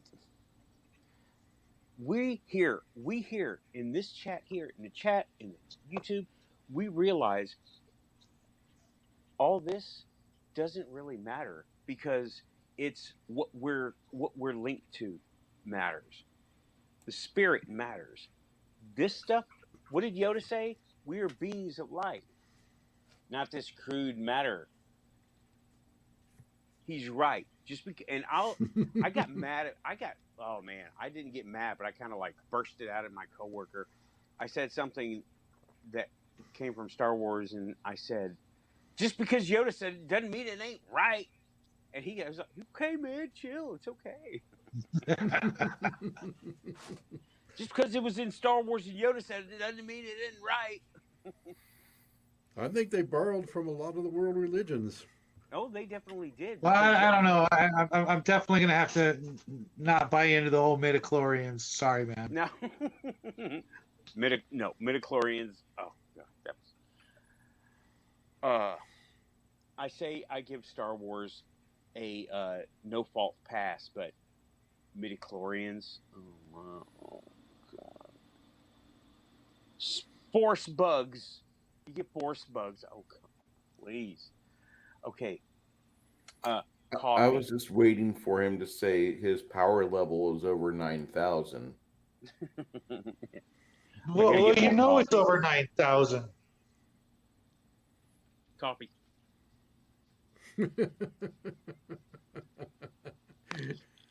9,000 milliamps. I'm sorry I'm so low energy. I had a really busy week and weekend.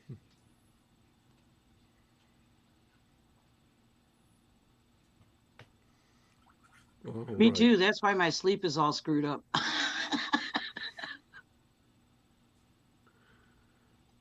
You guys are good. What are you painting there? They call it a Froggamoth. It's a first edition monster that's persevered in the 40 years of Dungeons and Dragons. What's it called again? A Froggamoth. I know that sounds weird. I never saw it, but then again, we didn't play with models. It was all imagination.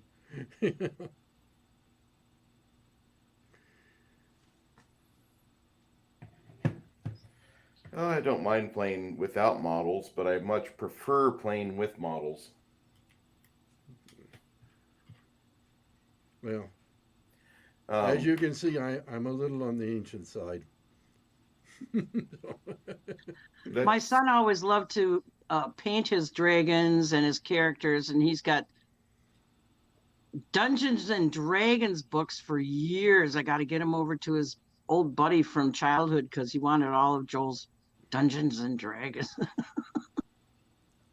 Stuff's worth money. We started off with a few books and went from there. No more books. It was just us and whoever was the dungeon master at the time. Yeah, well, it certainly engaged my son and his friends for years as a really fun thing to do. This game where you're rolling the dice and you got your powers and all this cool stuff. It's really an ingenious kind of form of play.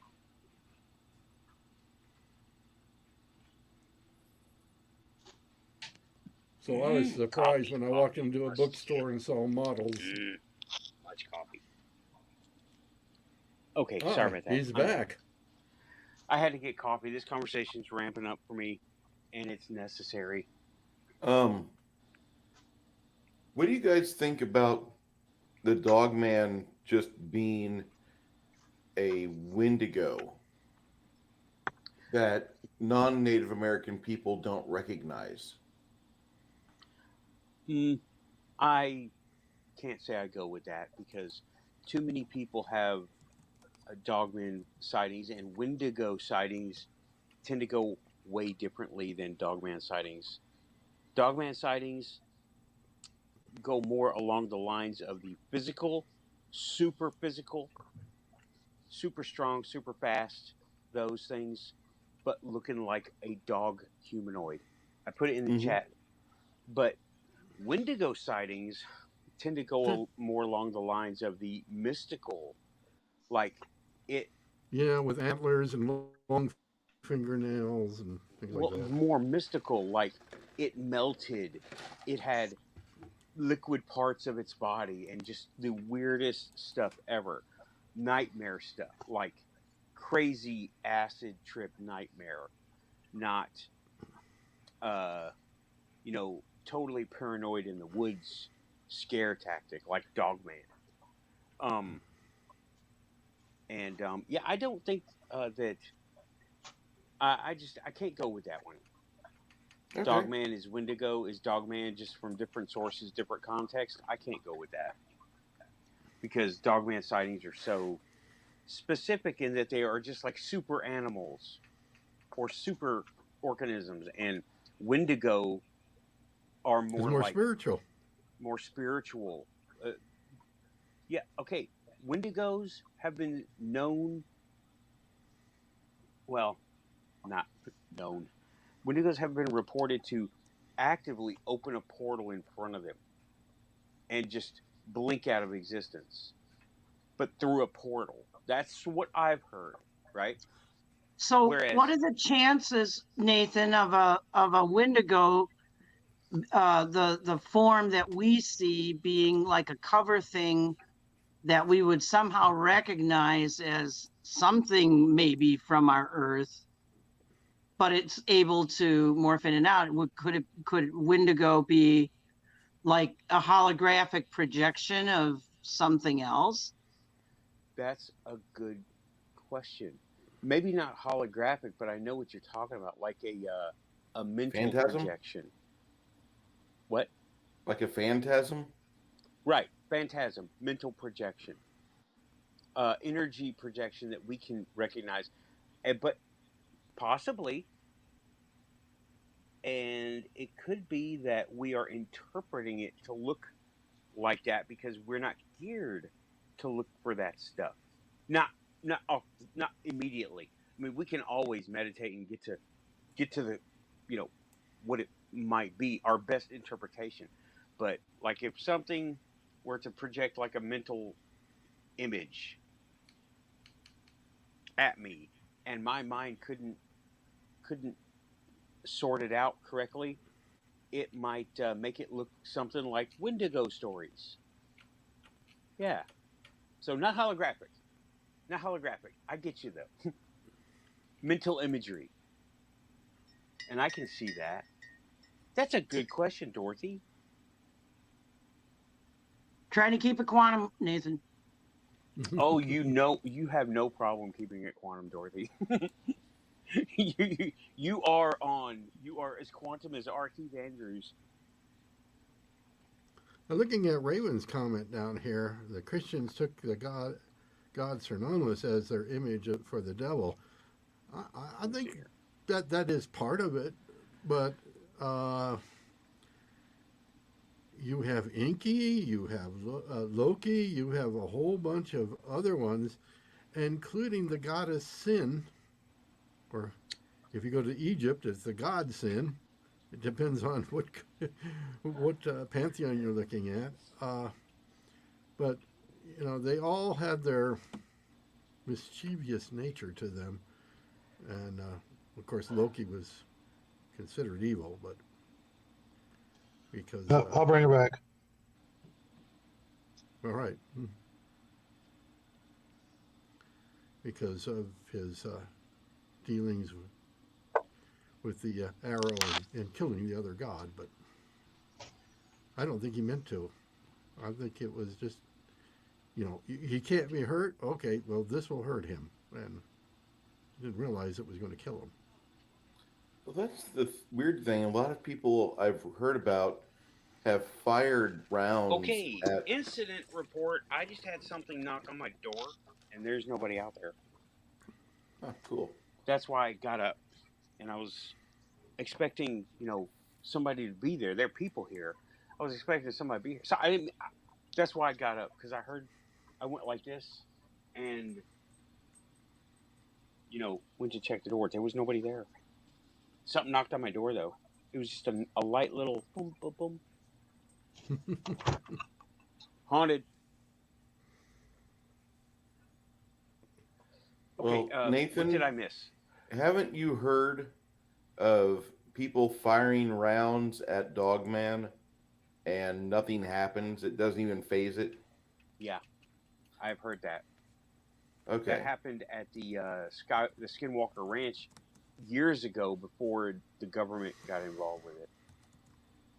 They bought it, and they started seeing sightings of this thing, and they shot it, and it just shook it off like it was nothing. And I've heard tales of hunters.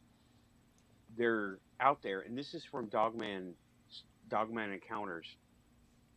I've heard tales of hunters going through, and they see one. They have it in their scope, and they get this mental message: "Don't do it. You're gonna regret it. Don't do it." And they don't do it because you know what? It's almost as if Dogman are loosely breaking the rules of non-interference with humanity. They're still out there, and they're around, but whenever we see them, what do we hear about? Either we run off or they run off, right? And they're seen, but they tend to run off. They tend to not get involved. And that that's something I've always had a problem with is the running off. right. What's the problem? That either party always runs off, and it's never, hostile. Right. I mean, I know too many good old boys that would take the shot. Yeah. I know people who say they would take the shot, but then they've never had an encounter. That's another thing that I've noticed. But what I'm getting at is the running off part. What I'm getting at is, okay, as per R. Keith Andrews, there is a do not disturb sign around the human race. So all the extraterrestrials don't bother us in our evolutionary, whatever we want to do, right? In our endeavors. And it sounds like this is just my take, that these particular Dogman people, they were put here or they came here and they are trying to obey the rules, but it's like we get. I'm getting wound up. I'm getting off to the side here. They're trying to obey the rules, but it's too easy to break them. So minor offenses get forgotten as long as there's no major incidents, like Portlock, Alaska, right? That sounds like a Dogman. Portlock, Alaska, I think it was the 40s, was a fish cannery, okay, and it was the lumber town. Yeah, you know what I'm talking about, right? Yeah, I do. They abandoned the post office in 1951 because of all the people that were ending up dead. Not just dead. Say it right. Torn to pieces. They found they were finding shredded humanity pieces there. Right. Like in upwards of like 70 or 80. Mm-hmm. You had, yeah. That sounds like a Dogman. That doesn't sound. People were talking about. I disagree with that. Why is that? Because that would be the first and only time I've actually heard a Dogman lay its hands on somebody. Oh, Spaced Out Radio. They had a report of a guy who was either walking from or to his car in the woods, and he got mauled by a Dogman, and it was pretty bad. He ended up in the hospital. I don't remember the details. So it's not the first one, but it is one of them for me. But I've heard other stories of a Bigfoot on a rampage. I've heard that also. I've heard more Bigfoot on a rampage, and you're telling me the first time I've heard of a Dogman being super violent. There was no runoff. You're saying the guy got mauled. I think Portlock, Alaska, there's a group of Sasquatch there, or families of Sasquatch very close, and that was a logging community, and they were seeing what was going on, and they knew how to stop the damn progress from happening there. You kill off the loggers, you kill off these interlopers, and they'll stop showing up. Okay, that makes sense. That does make sense. But the methods don't jive with what I know of the way they do it. When Bigfoot, I've heard of Bigfoot ravaging a community, and they mess with farms, they mess with buildings and crops and things And like that. But pies. I haven't. Go ahead. And pies. And now pies. I but one of the first 411 David Paulides cases that he discusses is the abduction of a young boy playing hide and seek with his friends, and the father is 50 foot away. The little boy goes around a bush, and then his friend's like, "Ready or not, here I come." And the father's like, "Okay, well, they're gonna quit playing here in a bit." And the boy's gone. He doesn't come out of the bush. He's right, like the papa's right here, 50 foot away from it. And the boy went around the bush, and then the guy said, "I'm coming. I'm ready or not, here I come." And the boy didn't come out. They didn't find him. And then they did a search party for 2 weeks. This is back in, I think the 60s. And later that day, there was a trapper that they talked to 3 weeks later that he said, "Yeah, I remember that day. I don't know about your son, but I saw this real big person, like 7 or maybe 8 foot. He was dressed in all black, real woolly shirt and coat, and he was going up the side of this cliffside, not too far from there, about 7 miles away, and he had something under his arm." And David Paulides believes that the Bigfoot kidnapped and ate the little boy. Okay. A lot of the missing 411 videos on YouTube they feel like they're early within David Paulides doing the missing 411 series, because he does not abstain from talking about Bigfoot. In fact, he had the biggest, most detailed Bigfoot sighting site on the internet for a long period of time. And the funny thing is that whenever you superimpose the map of the United States of America with all the Bigfoot sightings versus all the 411 missing sightings, the marks come up almost identical. Same with caves. Do the same thing with cave systems, and you will see they come up nearly identical. And there are, yes, and also, okay, good information about Portlock. That's good information. I appreciate that. It just struck me as a dogman because of the savageness of the attacks and what was left over. But that makes sense what you're saying about Bigfoot being up there, that it was a logging community. I said a fish cannery, my mistake. Yeah. And they were trying to get a point across. And that is also, that's also very Native American. Old tribe thing to do is to mangle the people who were moving in. Interesting. They would do that. Territorial. Yeah. Protect their territory. And how do they do that? How do you get the message across with no question? You give them their dead. And the more messed up their dead are, the scarier it is. I find it interesting, though, the number of reports of Bigfoots, whatever you want to call them, returning children after several days. Mm-hmm. You know, children who got lost in a snowstorm, who found 3 days later, big hairy man took care of me. Right, I've heard stories like that too. Lots on Dave Scott's show. And it wasn't just Bigfoots who did that thing. I think bears actually did that thing, or wolves actually did that thing sometimes with kids. Yeah. Mm-hmm.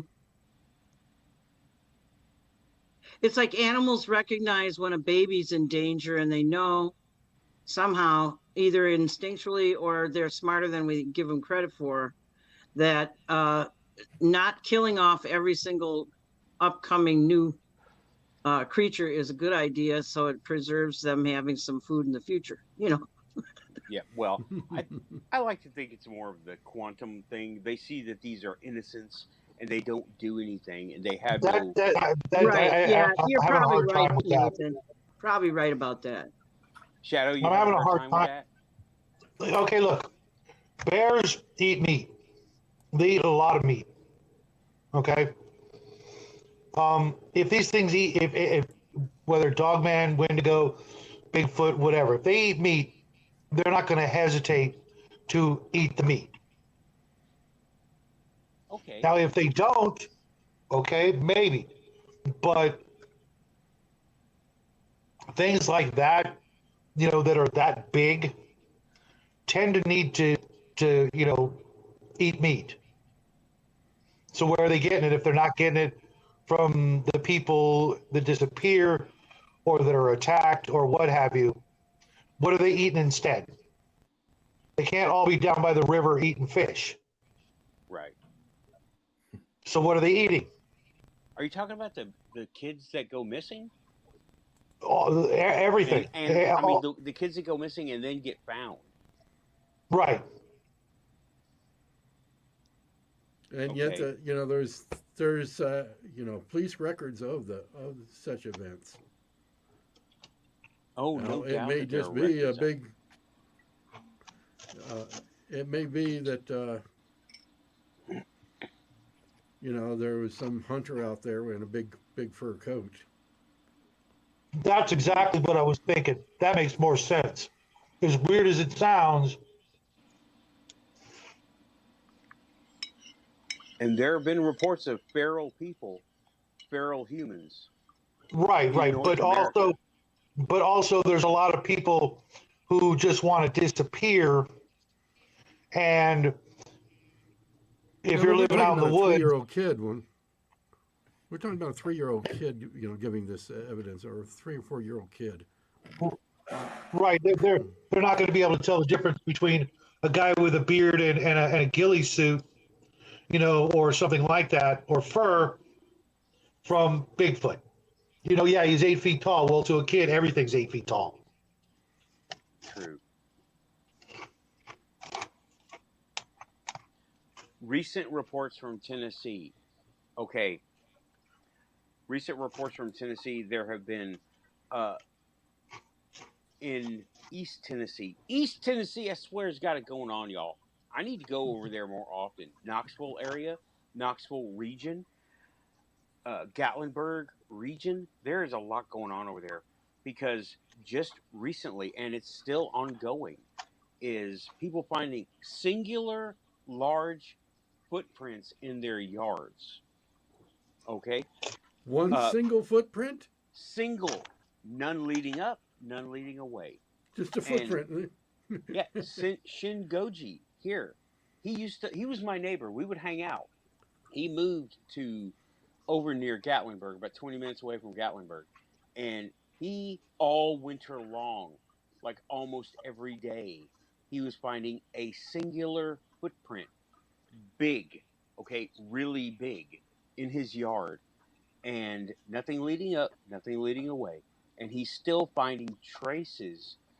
A broken branch. Of course, a broken branch could be a large bird, but there's a lot going on East Tennessee. I mean, wow. Witches of Gatlinburg, the Water Temple, all those Bigfoot sightings, and you got the Large Hadron Collider out there in Oak Ridge. Just a whole lot of stuff going on in East Tennessee. And those reports are recent. And UFO sightings, all kinds of UFO sightings, East Tennessee. Everyone, so many get discredited because of where they come from.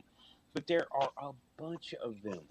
And there's this one person in the GUFON chat.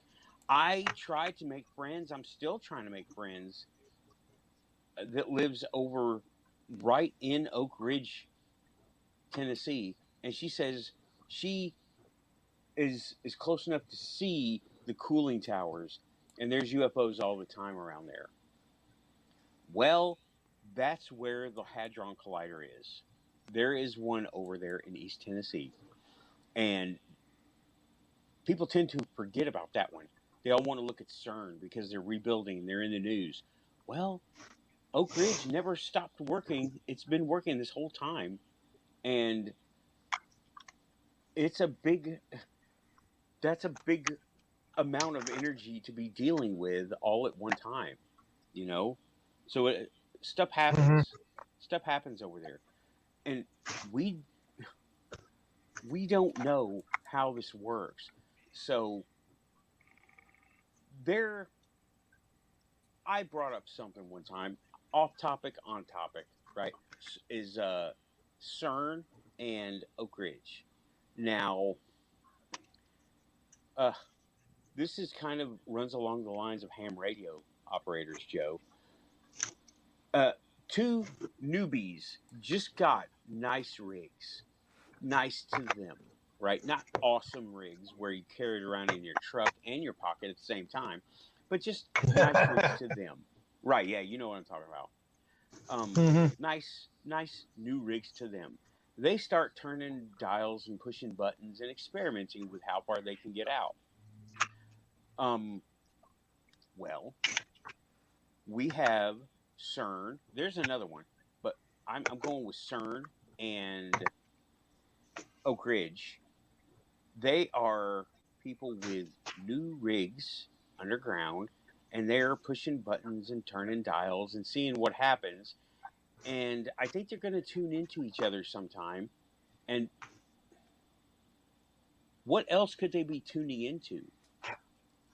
It could be if they shatter something, and I don't know. See, this is out of my area because that's the sciencey part of it, and I have chosen to look away from that and go with the mystical side.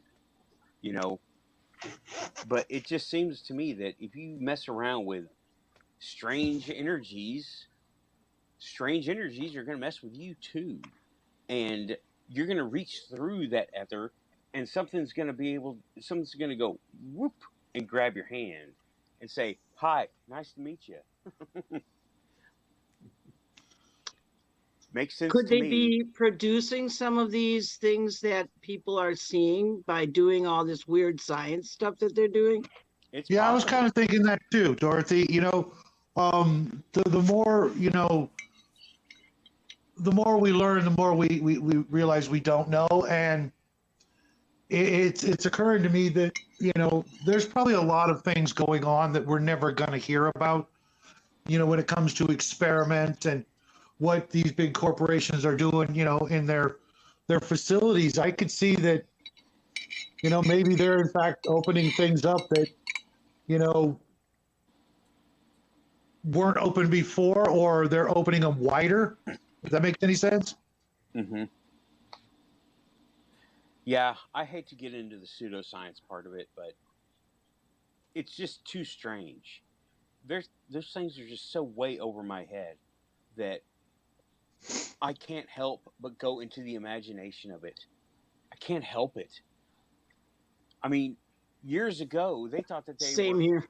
yeah, years ago they were saying they're gonna make miniature black holes and it's gonna swallow the earth a little, but little by little. That was in news reports, right? Yep. Now, Yep. granted, the same news reports years before that said nuclear bombs were going to ignite the oceans. They did not, right? That didn't happen. I believe that the actual, close to actual wording was if a nuclear chain reaction strong enough was to happen, it would turn water into fuel by uncoupling the hydrogen and oxygen in Right. water, and it would become part of that explosive chain reaction. But that's not what Sure. happened. That was the rumor, and it was on Right. science I mean, channels. it's totally theoretically possible, but us having the conversation proves that it hasn't happened yet. Right. It hasn't happened because it turns out the surrounding environment would not allow that to happen. There's too much. There's too much interference for that to happen, and I mean that very generically. Okay, too much interference. The pressure wasn't right. The light wasn't right. The gravity wasn't right. So much wasn't The stars right weren't for that right. to happen. Yeah, but there was so many physical attributes that won't let that happen. Like it's the same way with air and electricity. The reason electricity doesn't arc when you bring them this close together, positive and negative, is because the surrounding environment won't let it happen. There's too much interference between these two poles. Now, if the interference was not there, it would arc all the time. Vacuum tubes, right? But the interference is there. There's there's too much pressure. There's too much interference between these two. So, I'm talking about high voltage stuff, right? Now, I'm not talking about Jacob's ladder. That is modified to work within those confines, right? But I'm talking about like 120 AC. Like if you have an extension cord and you've got two bare wires and they're live, why aren't they arcing when you just split a wire? Why don't they arc? Because the environment doesn't allow that to happen. Change the environment and it would start to arc, but it's not going to arc. Like if you just plug a thing in your wall and you have two bare wires that are alive, it won't happen. Not under the condition. That's why we use certain things that we use. But anyway, yeah, the coffee's not helping me much, y'all. I'm pretty low energy just because I've been running around all day for 2 days. Don't even worry about it, dude. And it's just like, ugh. But it's Our good. weather's It's all been good. so weird, Nathan. Our weather's been so weird. It's had me up and down and sleepy and over energized. And I swear, I'm the weather lady who tells it with her bunions and stuff, you know? Weird. Well, we do have a rather unprecedented storm across the, splitting the nation in half literally right now. For Yeah. sure. You can Yeah, keep it. Yeah, I'm getting this time last year, or no, this time 2 years ago, we were pounded with snow in my area. Like I was the only car that could drive because my car's awesome like that. Call it Snowcat. But last year, nothing. It's been nothing. It's all been going somewhere else. I see the reports of it where, oh my God, it's the coldest year on record since like 20 years before or something. But nothing here. It's been hotter than it ever has been. It was 80 degrees yesterday. Hey, send some of that my way, will you? I wish I could. Dude, I'll do my best, okay? Oh, I'll be paying for it in about a month and a half when summer hits where I live, because we get a day and a half of spring, and it'll be 115, and I'll be singing a different tune. Yeah. Okay. Cryptids. I'll be almost buck naked, but I'll be singing a different tune. Uh-oh. Joe has been summoned. Oh no. Take care, Joe. Have a great week. Well, the puppy of great absence. What? Plus, you noticed I was silent on certain comments there, so read what you will into that. All right? Thank you. Catch you later. All right. See you Have later, a good one, Joe. Thanks for coming in, man.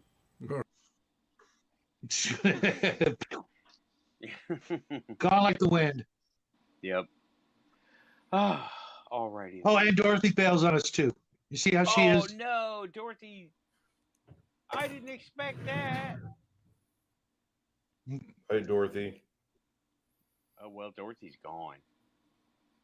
She may be back. I don't know. It's a She possibility. um.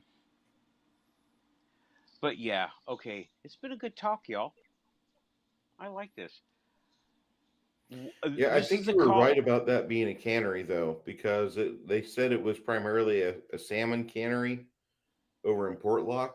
Yeah. But then the people that were trying to go out logging, they kept losing those people primarily.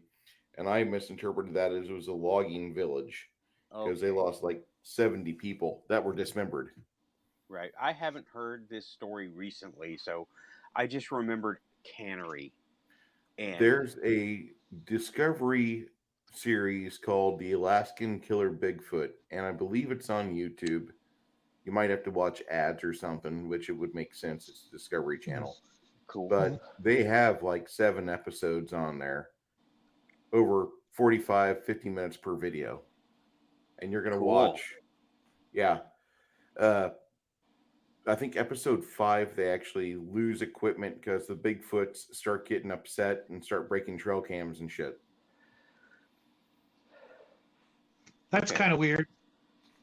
Because most normal animals wouldn't know a trail cam from a rock. Well, I think the Bigfoots can sense the electronics and they can hone in on it. And if it's available for them to break it at no cost, they're going to break it. They're going to. Right. What bothers me about the whole cannery versus massacre thing is, you know, let's assume that they were mad at the humans for eating their fish. Wouldn't they just eat the humans instead of leaving parts? They ate most of them. Leave an arm here, a leg there, it'd be fine. It's been a while since I read that story or heard anything about it. I was going off of memory. I don't have it right here. I should have had it right here.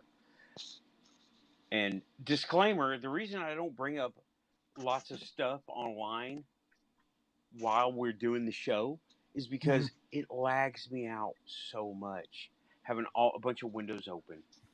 Okay, I'm gonna try to help you on this as much as I can.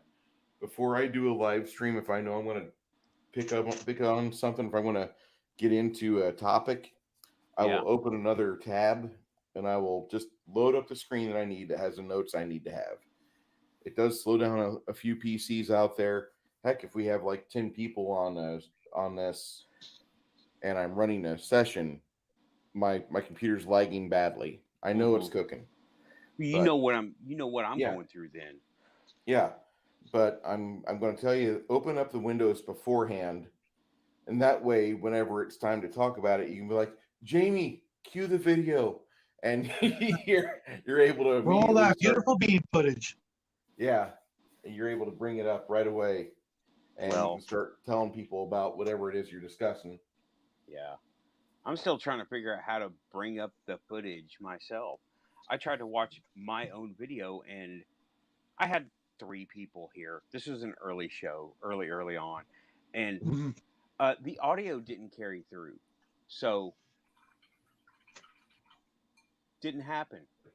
I was quite let down, and I didn't hear about it until like after I had finished showing it.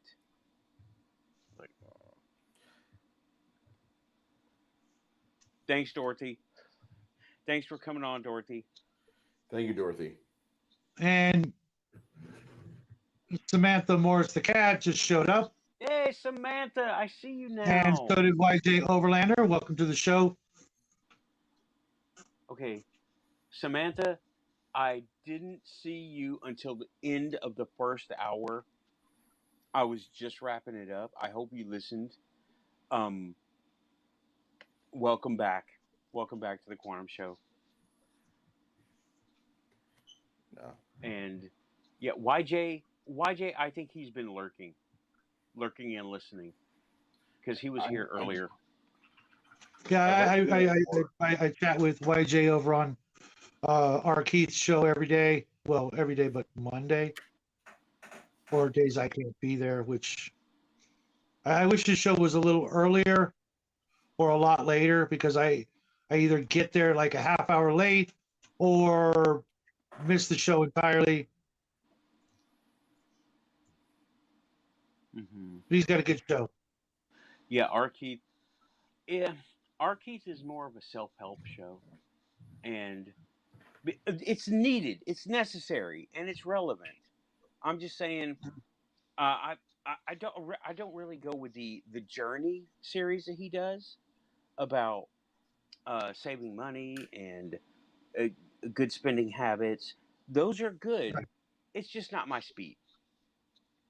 Right, right. Kind of You like know. my prepping videos that we're doing now.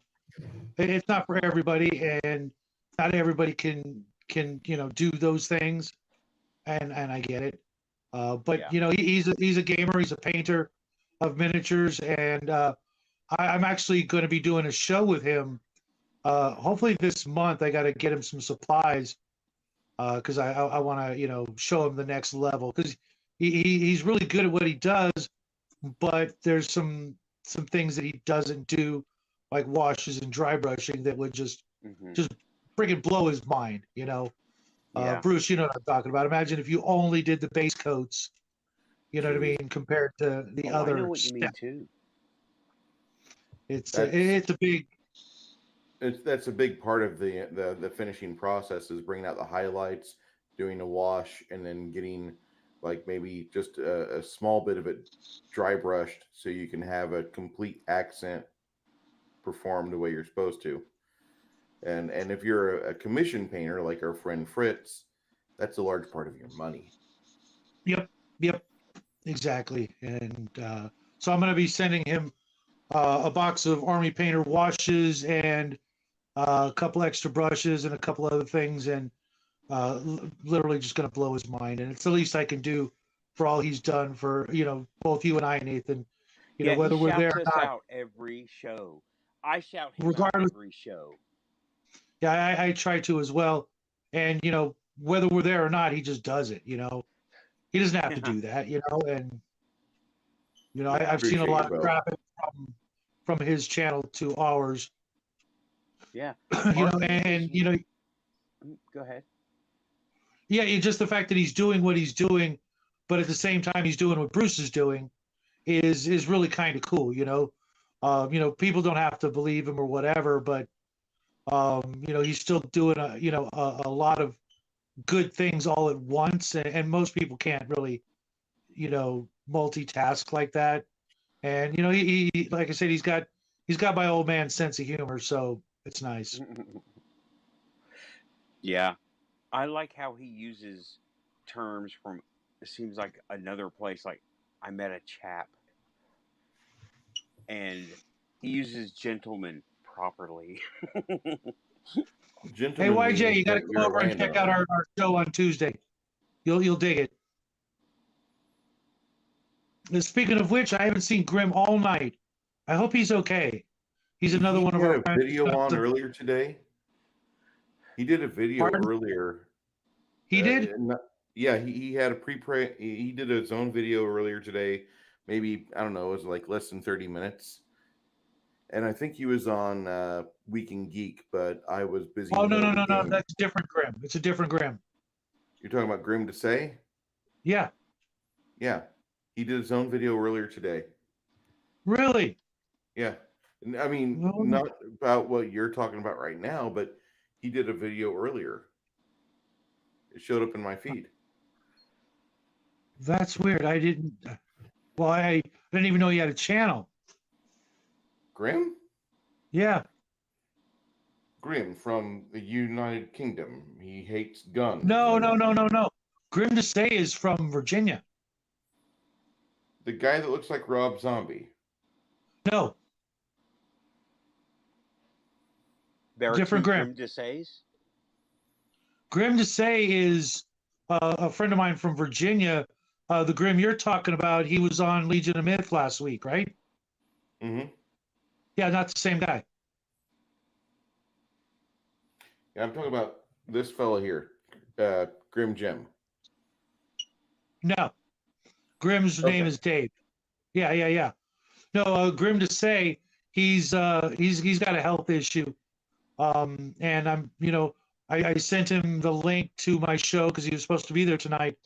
And I sent him the link in a couple of different ways. And normally we talk on the phone or through chat, Messenger, and different ways during the week. And and I haven't heard from him all day. And I hope he's okay because. Well, I hope he's okay too. Okay, I've seen that guy in our chat before. Right. As a matter of fact, he does have a channel, but it's mostly the best of sea shanties, which is something he likes.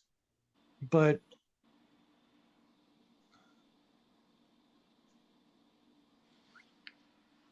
that's weird. Yeah. That's not his channel. Well, I'll have to call him tomorrow, but needless to say, I hope he's okay because he often joins us here as well. And no dice. I see him here too. But yeah, we've got a lot of friends that have health issues. We're all getting older, and not a big shock, I guess, but not something I'm willingly gonna just be okay with. No. Yeah, I am all for programming yourself. I know me and Keith are big on this. Me and Keith run a beam on this one. That we decide not to be sick. We decide to have. Oh, I totally agree with you. I did not get the and I didn't get the jabs or the boosters or any of that. And Well, I'm talking about like the old age things, right? He healed himself after a stroke and a heart attack. That is freaking quantum, okay? He decided not to be hurting from those things, and he was doing his show the next day after a heart attack. I don't know what kind, and the next day after, 2 days after a stroke. I was like, what? How?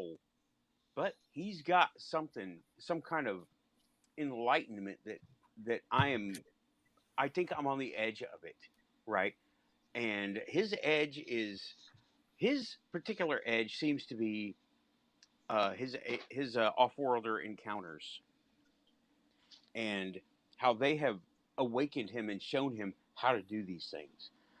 I don't know, maybe it's I've had spiritual encounters, right? So maybe that is what, okay, I'm going to go ahead and just put that one back. Maybe that's what I've been doing because, I don't know, maybe it was a hit on my head. Maybe it's some recent events. I don't know. Had a hit on my head when I was a kid, and that rewired me. And then all the weird stuff started happening like tenfold. So, and I can't really remember much before that. So it was in the front of the head, the back of the head. I want to know where to aim the frying pan.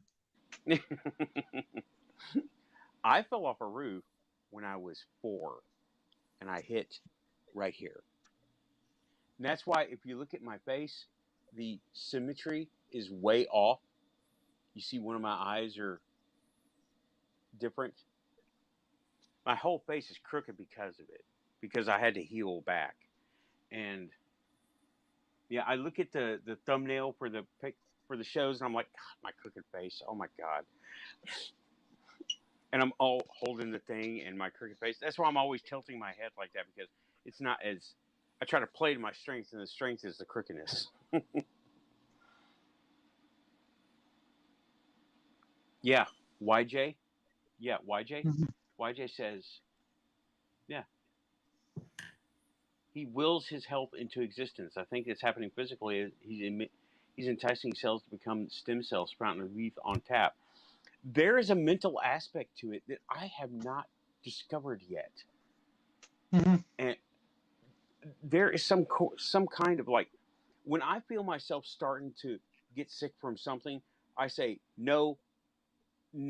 I say no, and I don't want. Well, you know the old expression, you're only as young as you feel. If you keep yourself grounded, at a certain point, age level or Yeah. emotional level. Look at the happiest people out there. They're people who have, a good hobby and a good outlook, and that's all part and parcel to it, I believe. Yeah, I believe so too. But there's some kind of, I don't know. I just, On off switch. I don't know about an on off switch. I think there's just some kind of, there's a mental aspect to it. I can't explain it. I just, I think like I'm 35. I'm clearly not 35. Well, I don't know if it's clear or not, but I am not 35. But I think like I'm 35. And I feel like I'm 35. And it seems to carry through, you know? I mean, I don't have what a lot of people talk about, like, oh, my back, oh, my knees, and I can't lift, and this is my back, and this is my knees, and my hips, and Mhm. I don't have that. And I'm like, how do I not have that?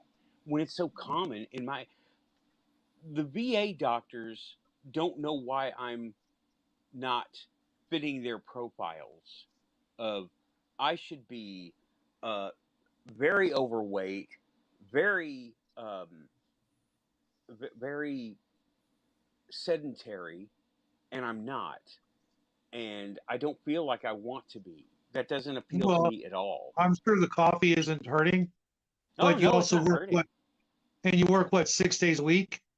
No, I don't work 6 days. I work 4 days a week, 10 hours a day, and Oh, it's okay. just one of them little underhanded things that the local government does. But the 40 hours minimum to have that kind of consideration.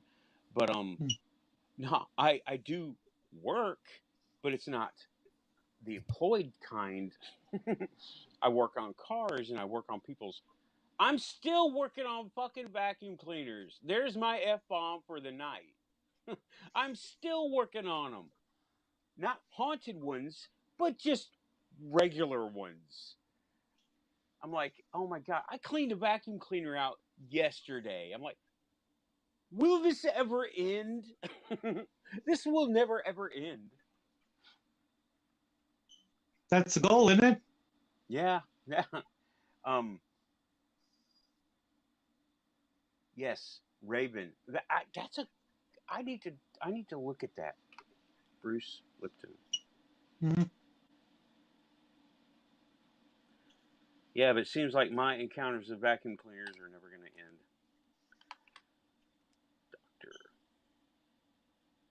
Okay, got that note. I'm going to look him up and put probably a book link in the show description. I've got the show description ready for after the show. The first one is already up, and everybody's links are out there. I need to put yours in there, Shadow. I'm sorry. I keep Don't forgetting. forget to put Bruce's up there too. Bruce, I need your Yeah. link. I need a link for you. Yeah, it's Is the your what? same here, Raven. It's been about that We long throw it in the too. private chat for you. Okay, put it in the private chat if you would, please, and I will make sure to put it up in the show notes afterwards. Joe has put up several links already. Yeah, he was quite the busy little bee tonight. Yeah, Thank you, Joe. he was in a mood. Got it. He was in a mood.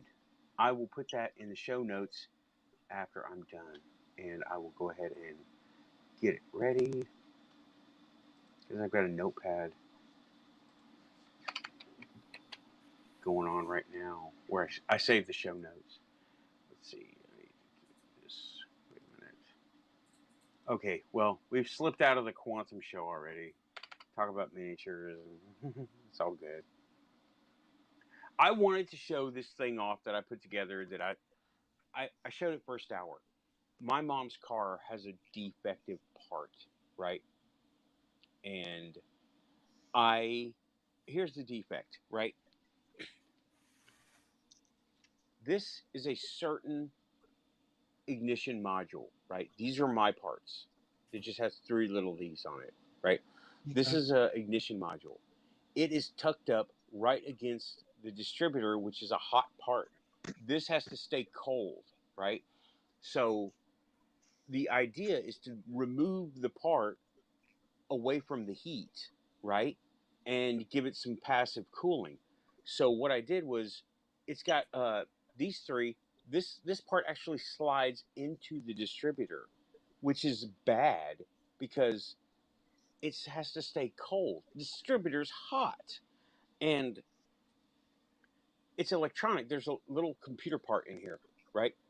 And well, it's a little electronic part, not a very smart computer, but just a little electronic components in this thing, and it has to stay cool, but it's tucked up. The wiring harness is only like 4 inches from where it goes into the rest of the thing, right? So I got a new chunk of wire and I extended it. All right.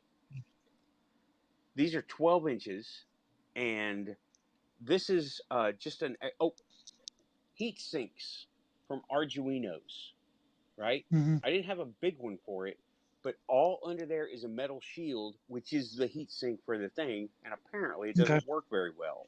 So this will now be mounted. Now I have to make a cable, 3 wires to go. I need I need these to put on the end of the wire. Can you see it? Let me see that thing. Mm-hmm. The spade Right. lug. I need the spade lugs of that size because that's what is in the distributor. I'm not going to pull the distributor. That's a big job. I'm trying to keep this as little job as possible. And what I want to do, this is the hack, right? This is the prototype. I want to put this in on the fender away from the heat, right? Have this go to the existing wiring harness, and I have to wire this in. Notice there's a bunch of bare wires, right? I have to wire Right. this in.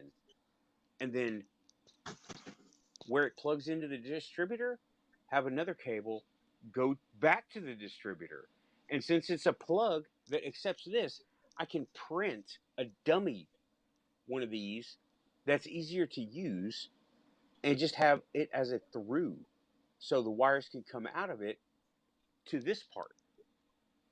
Hmm. So it already has a ready-made, kind of like a socket that I can go to, and a ready-made part for me, or shape for me to make a part out of. And this will easily fit on my printer. Easily. So that's what I was wrestling with since this morning at 8 a.m. And currently, and also, this thing overheats only because it's a bad design to have a heat sensitive part up against a hot item, right?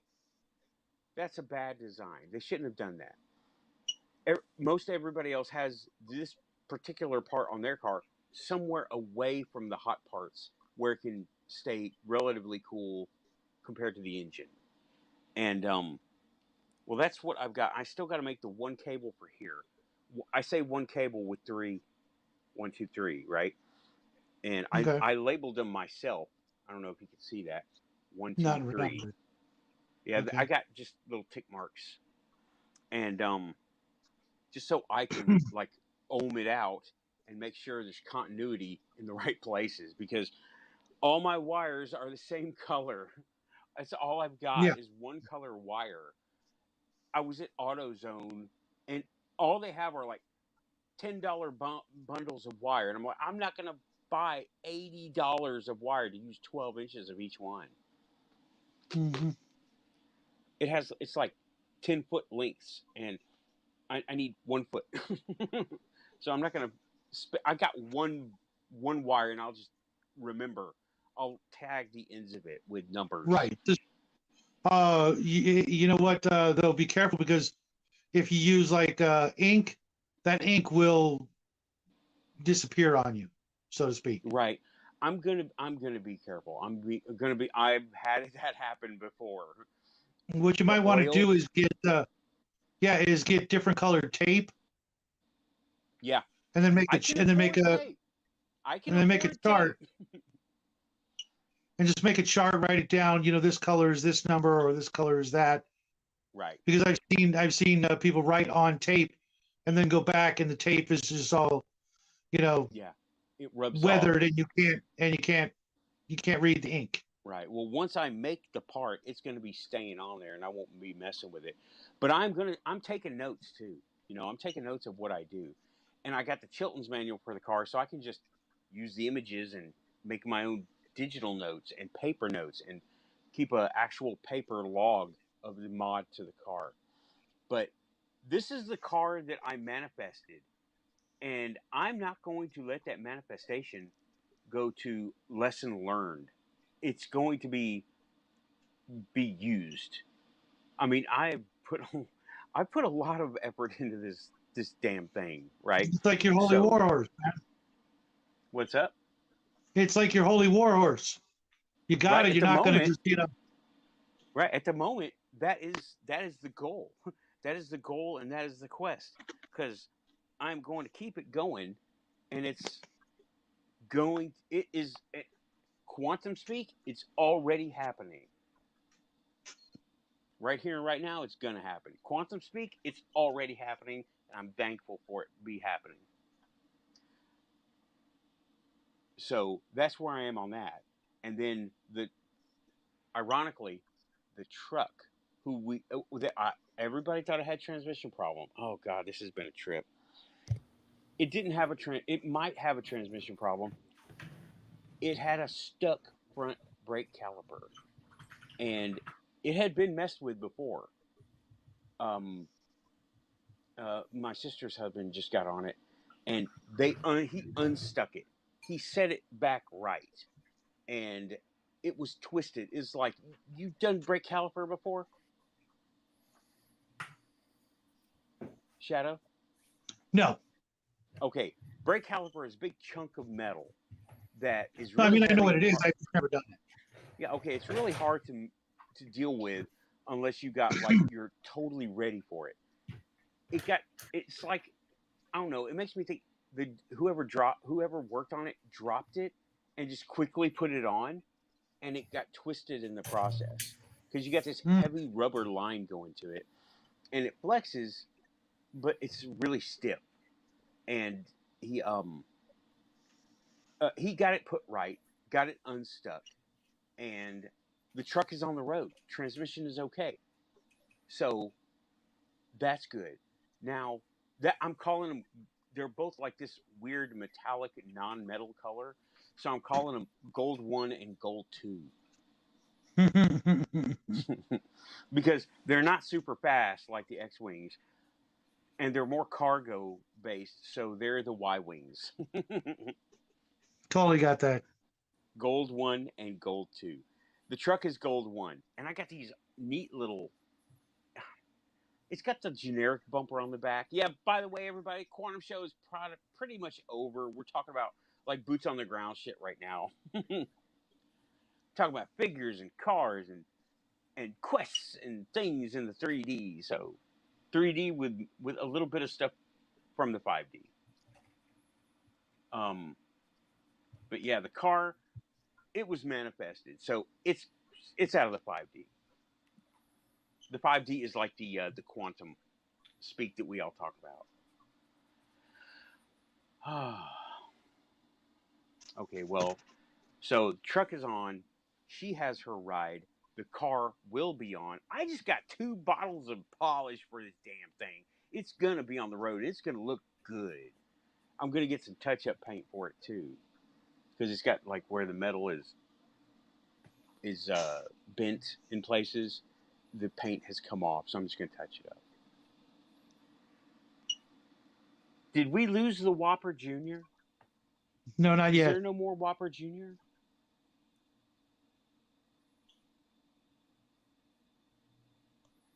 I don't know what I missed a lot of the.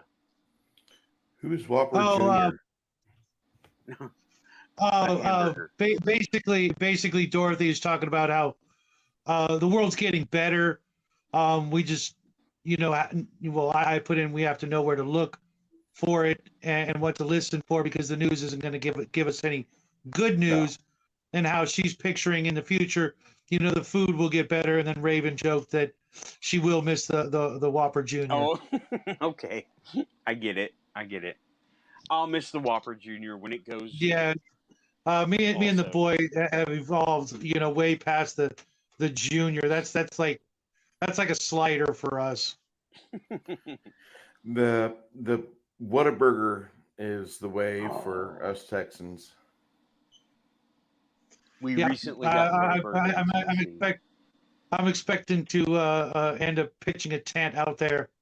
Although you guys probably don't know her, Caitlin Trin, who's a friend of Donald Trump's, and surprisingly enough, a friend of mine owes me a Trump burger, but I don't think they exist anymore. So I don't know how she's I going to pay never up. knew about a Trump burger.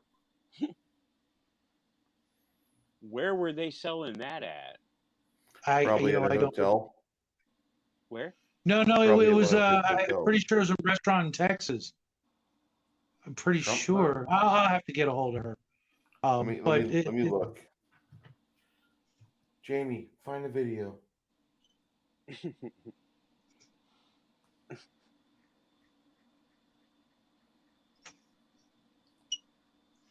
Yeah, Baconator's a good one too. You're making me want to go to Whataburger after the show, y'all. You know that, right? There's one near where I work. I will literally drive 25 miles to get a Whataburger.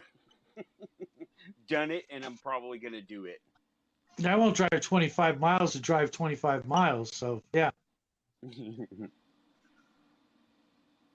I've even got it programmed into Google. I'm like, Google, take me to Whataburger. Okay, so What you got? it's actually a Trump burger in Belleville, which is going to open up at 11 o'clock. Where? It says Belleville, Texas, so let me find out where this is.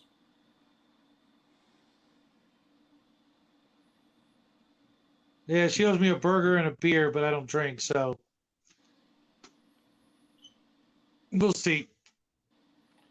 It is between here and Converse. No, here in Houston. If you go 10 east, but right before you get out of Sealy, you take 36 north. There's a Belleville place, and they have a Trump Burger of Belleville. It's a hamburger restaurant. And it's got a 4.3 review score out of 5. Sounds decent. Dorothy Hawkins. Imagine having a burger that's perfectly seasoned, starts off as a 3rd-pound patty, ends up as deliciousness between 2 perfectly toasted buns with mustard, lettuce, onions, and tomatoes. That, my friend, is Whataburger. Whataburger has the best number 5, though, which is the Whataburger with cheese and bacon. And that is the best hamburger I've ever had. Because I got dipped out of burgers this week too, so yeah, because Jackie's celebrating Good Friday, so no meat for him. And he does that? Yeah, he does that. And he also gave up chips for Lent, which is, for me, that's hell on earth. So I don't know how he does it. But we were supposed to have burgers today, and that didn't happen because he wanted pizza instead. And I'm like, but I need my my red meat. Pepperoni doesn't count. It's not even close. And it's like Spam. We're having Spam tomorrow. Actually, we might not, because he wants to do something else, which is weird. I don't know what got into this kid, but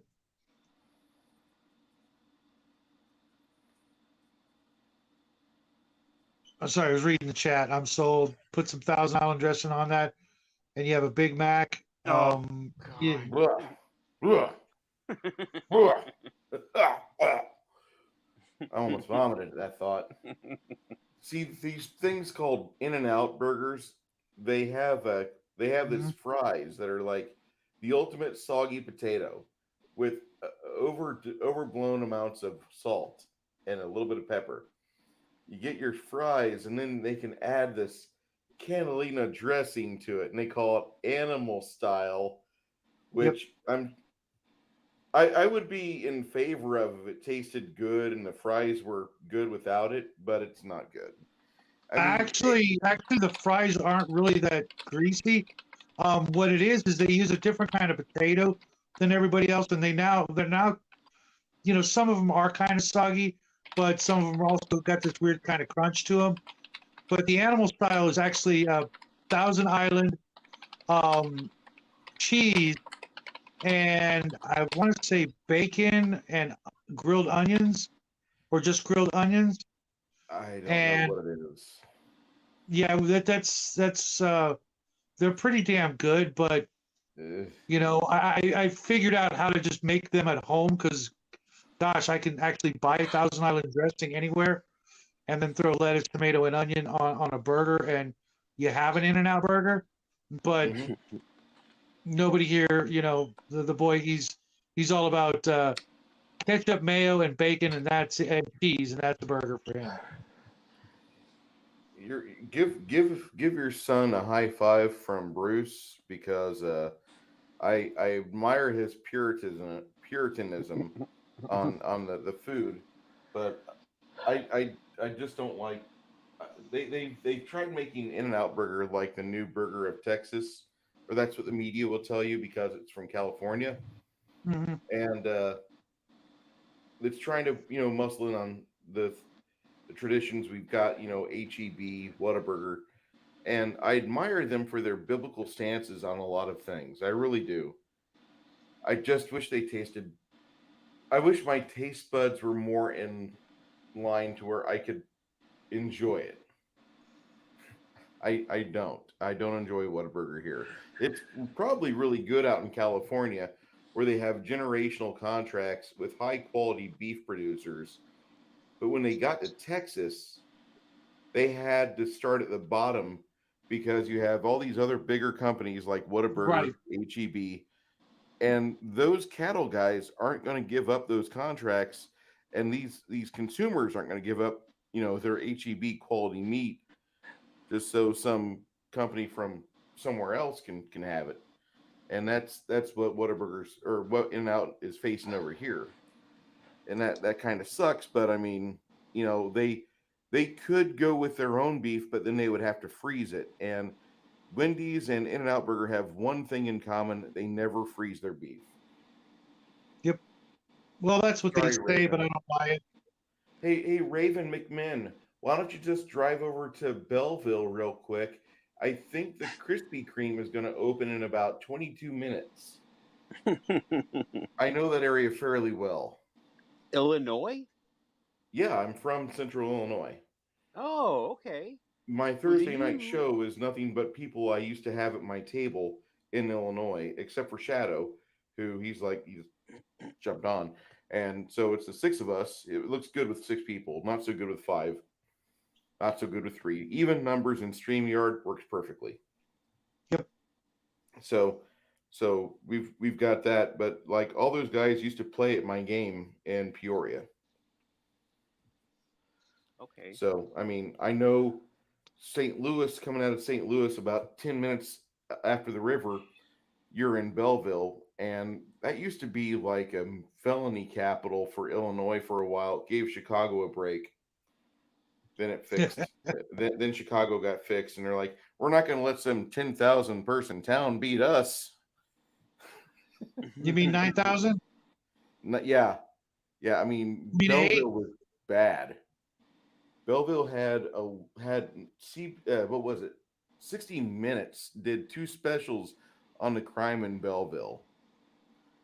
And what's really weird is that there's maybe 40 minutes away from there is a Air Force base, Scott Air Force Base, and damn near everybody that I hang out with here in San Antonio used to live at Scott Air Force Base. All of them had to route through it to get to where they're at now.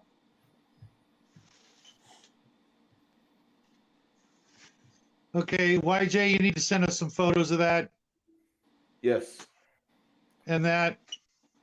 And sorry, Raven. Raven's got to go make some food. Yeah, Raven's going munchies. It's okay. You know what I've never taken a photo of, Shadow, is my Hmm. spice cabinet. Some people have a spice rack. I have a spice cabinet. I'm still overflowing with spices. Yeah, I know the feeling. I actually, yeah, I've got a whole 3 shelves. Well, one shelf is all my baking stuff, because I bake. But the other two are all kinds of crazy stuff. I think this is YJ has got the right idea. Han Solo blasts the hell out of Greedo. Yeah, because Han shot first.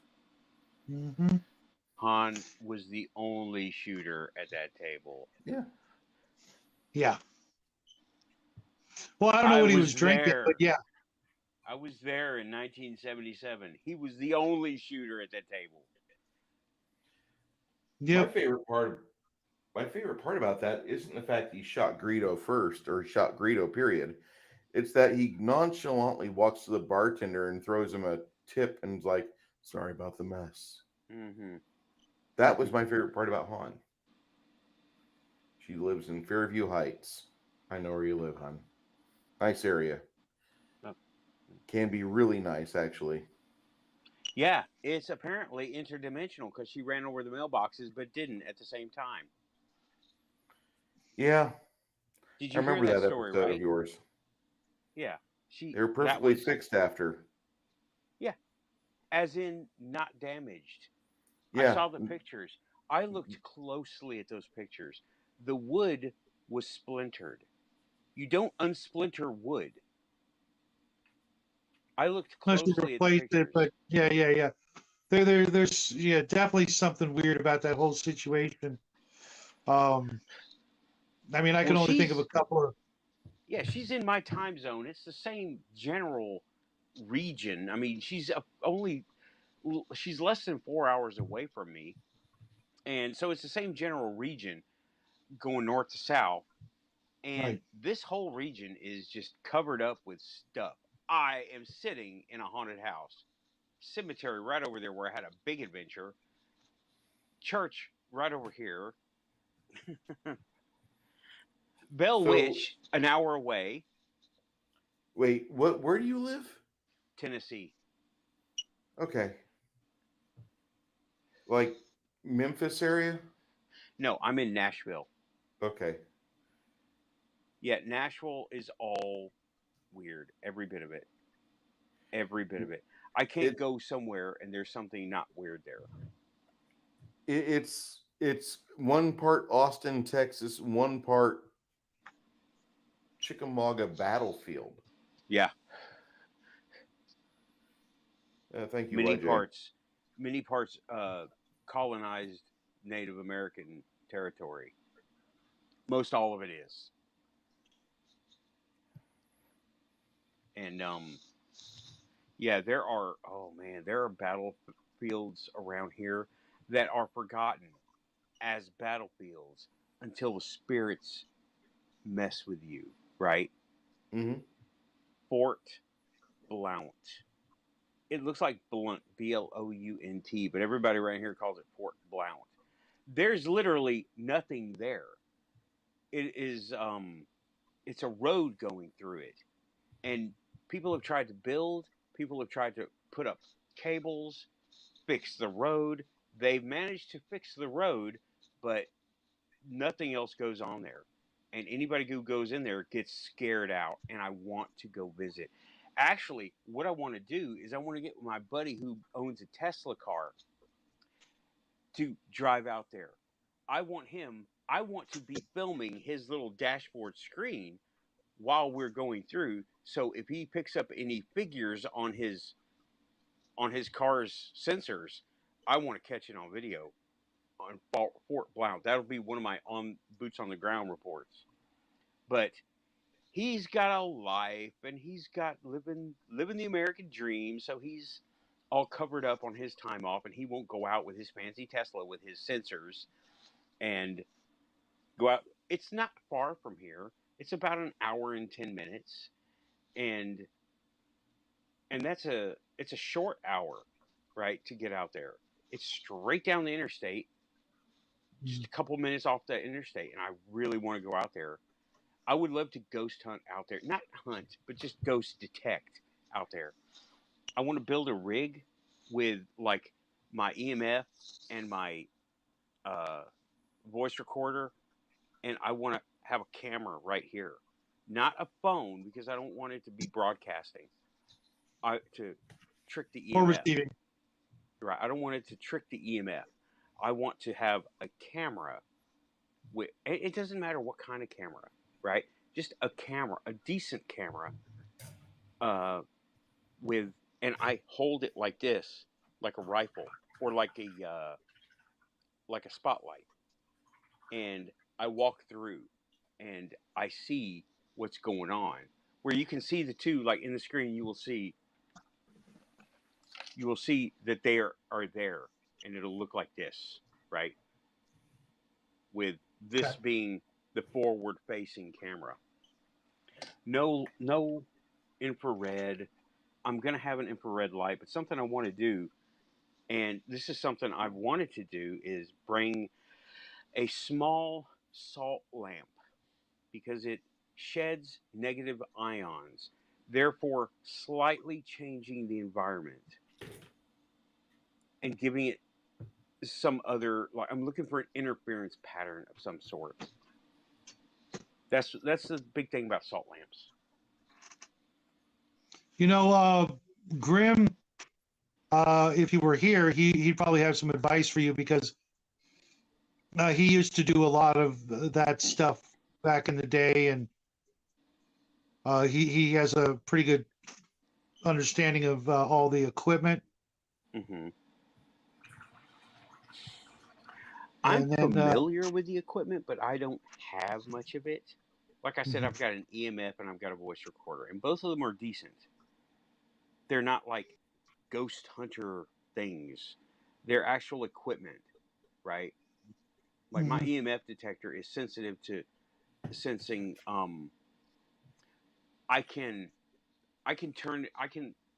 find out using the EMF if the washer and dryer are still running because they're current draws. And I can find out if those wires are hot. And it floats around in the air, and I can sense it with that. Yeah, Fritz is another one of the ghost chasers amongst us, and he's been on the show a couple of times. When I get something that will record, I don't know, I might have already gotten one. Okay. When I get something that is able to record at night, this iPhone might be able to do it. I don't know. I'm going to go to the cemetery, but I'm going to do it the right way. I'm going to bring an offering with me. Just hi. Right. Because that was no joke. That was just totally, it was freaky, even on my scale of freakiness. The only thing freakier was the possessed girl, and that was it. And they're kind of on the level with each other.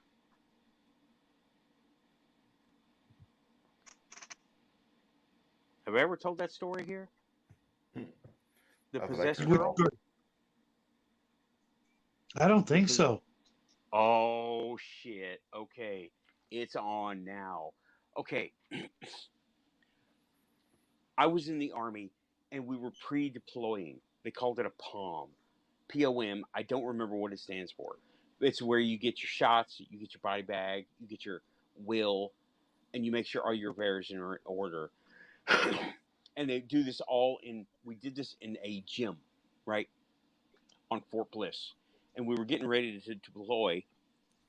And we were doing this, going through the process of that.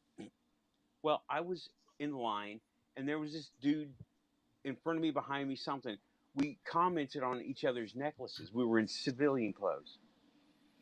He was wearing a cool pendant. I was wearing a cool pendant. And we go, yeah, it's pretty cool. I'm sorry. And we got to talking. He was into Druidism, and I was into paganism. Like, I was newly into paganism. And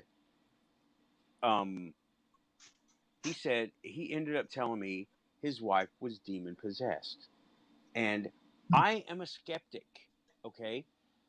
I am very much a skeptic. And when I think demon possessed, I think, you know, Linda Blair. Linda Blair yeah. shit. And apparently that was not happening because he was there. And he wasn't covered in goop. So I was a chaplain. Well, you probably washed it off, but yeah. Yeah, maybe. Well, Well, I he would. might have washed it off because when I got there, now let me just work up to it, right? I was thinking, this guy's an idiot. She's schizophrenic, right? That's what I was thinking going in. All right. That was not the case. That would have been an easy out. Okay.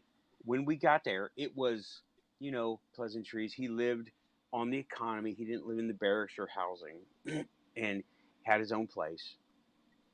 And he invited me out to check it out, right? To see if I could do anything because he's tried to help her and he asked me, could I help? And I was like, let's see what I can do.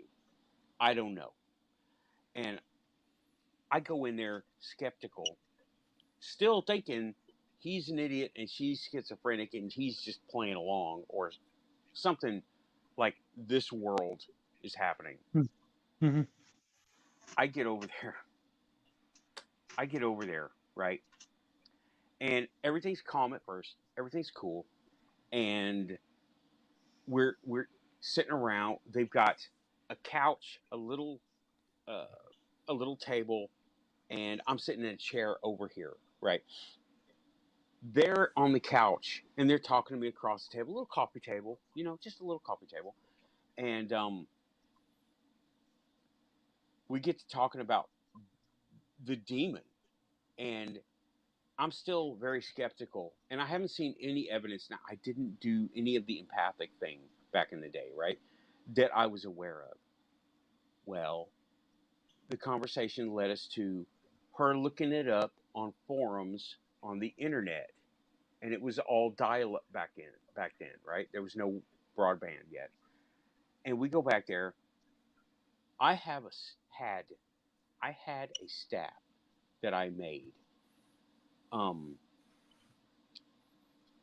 not going to go into the staff because it's a long story too. It was an artifact, okay? Straight out of D&D artifact.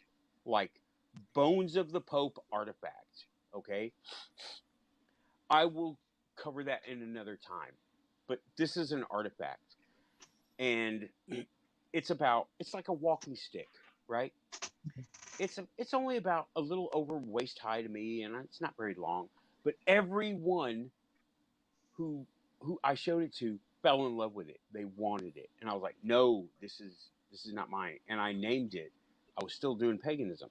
I named it Mjol, like Mjolnir, except he's short, Mjol. So I take the stick with me, and it led us. Well, no. The conversation led us to her forum posts and the people who were talking to her at her computer. So we go back there, and we go into the side bedroom. It's not their bedroom; it's the side room, right? And there's a little bed and an air conditioner, and like if the computer is here, I'm sitting over here. He's sitting on the bed over there. I've got like a lawn chair. She's in an office chair. And the air conditioner is behind us. Texas air conditioner. It's a swamp cooler, okay? Mm-hmm. And it's it's on low, so it's not blasting us out of the room. And okay. Well, she gets to talk about it. She starts to sweat. The air conditioner is on, right? She starts to sweat profusely. And I'm sitting there like cross-legged, and I've got the stick sitting right here. And much like a shiny thing in a room, her eyes keep going over to it, right? She's sweating. She's talking to these people in this chat room or this forum. And she finally, now this stick is finished, right? I sanded it and I went over it with like some kind of natural oil, right? To make it a little bit shiny, not super shiny like shellac or anything, but you know, something that's touch friendly, right? Okay. And so it's smooth. And the only rough part of it is on the tip where I was sawing it and it was green. And I said, well, I got impatient and I'm going to break it. I broke it. And of course it split. Right. So I just had to keep cutting with a split in the wood. And so that was the only place you could get a splinter. And you really had to work at it. Right. You really had to work at getting a splinter. You had to like scrape your hand on it several times to get a splinter. This thing was as smooth as a desktop. Okay. She finally reaches over gingerly, and as soon as her hand touches that stick, a splinter jumps into her knuckle deep, and it's like immediately irritated and infected, right? Immediately. She goes, ah, and she looks, and me and dude look across at each other and go, we're mouthing holy shit to each other because she's over here sweating and clearing her throat and all this stuff like she's having an allergic reaction. And now this, and she goes, oh, Nathan, you need to sand your stick. And we're just like, she goes to the bathroom across the hall, and dude asked me like reverently, Nathan, may I examine your stick? Can I hold your walking stick? And I'm like, yes, you may. And he takes it and he goes, there's no way she could have gotten a splinter from this stick. I'm like, I know. It did not like her. And she chilled out for a few minutes. She didn't sweat as much. But then all of a sudden, y'all, she does this. I'm sitting on the side of her, and she has this massive, loud exhalation of breath where it's like her throat started to close up as she was breathing out heavily, like, and then bam, down on the desk. And we're like, whoa, what the hell? And he comes over, he just leans over and says, hey, honey, it's okay. And we go back into the living room. She gets on the couch. They get on the couch, and I get back to the chair in the living room. And okay, at some point we move the table out of the way so we can talk, lean into each other and stuff. Okay. Well, she starts speaking this other accent. She's Mexican. I very much know the Mexican accent of the local area. This was not it. It was her voice, but it was very rough and ragged. And it was her voice, but it was in a different accent, a different Spanish accent. Like the difference between Argentinian and Mexico, right? Sure. There's a different accent, a different dialect, it just has different, the way the words are formed. Okay, I think Raven has heard this story. Oh, hello, Forensic Mystics. I've seen you before. Welcome back. You're coming in on after show. Early after show. Okay. But, okay, here, what goes, she starts talking shit to me. She starts telling me about my mom, my dad, my family, all bad shit, all mean shit, and designed to piss me off. And I'm trying to out bullshit her, but it's not working. And just something in my head tells me, if this thing is she sold it, okay? I was no longer a skeptic on this. It starts saying,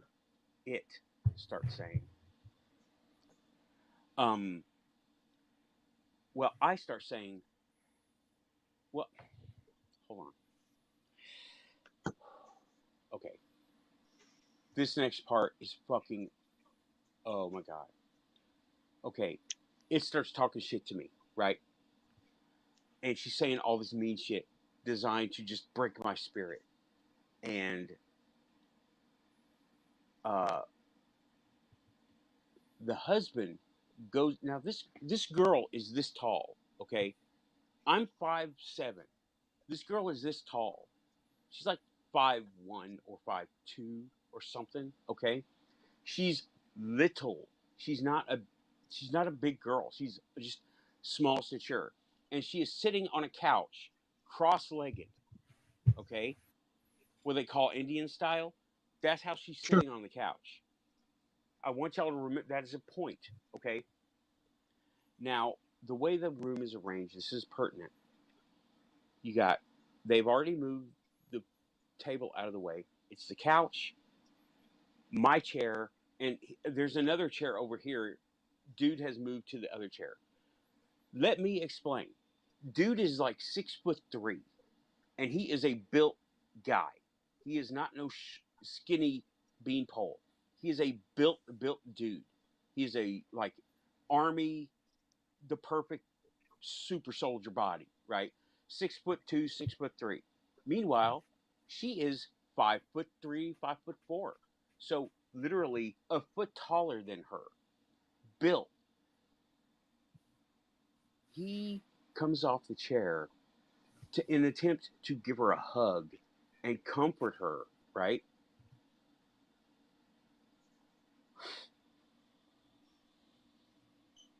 Hold up. From the sitting prone position, she lifts him up and throws him into the kitchen. Legs in the air, flailing like on a stunt man's thing. I was like on the chair, my knuckles were fucking white. And I was like, oh, I couldn't make sense of this. This made no sense to my head at the time.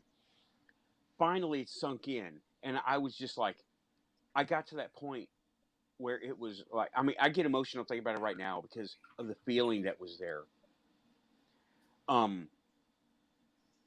And I finally got to the point where everything I'm doing is not working. Nothing I'm doing is working. So I got to try something else. That's the logic part of my mind. And what happens is I say, well, I was thinking, how can I identify with this thing? So then I say, it must be lonely. You have no one to talk to like an equal. And it's got to be lonely where you are. And she's still trying to talk shit to me, but I'm not hearing it anymore. And I feel that white light getting stronger in me at the point because I have come upon something that I am able to, and it says, do not pity me, or how dare you pity me, or I don't want your pity. And she cries out. She starts now. She's been like in a state of like some kind of allergic reaction up to this point, right? Swollen eyes, swollen neck, sweating, red face, right? Like an allergic reaction, like her body was fighting something off, like Okay. a bucket of pollen, and all of a sudden she screams out and is crying, "Ah, help me!" And it's like the guttural cry, right? And all of a sudden, it was gone, right? It couldn't hang on to her anymore. And she just like broke down and she was super weak.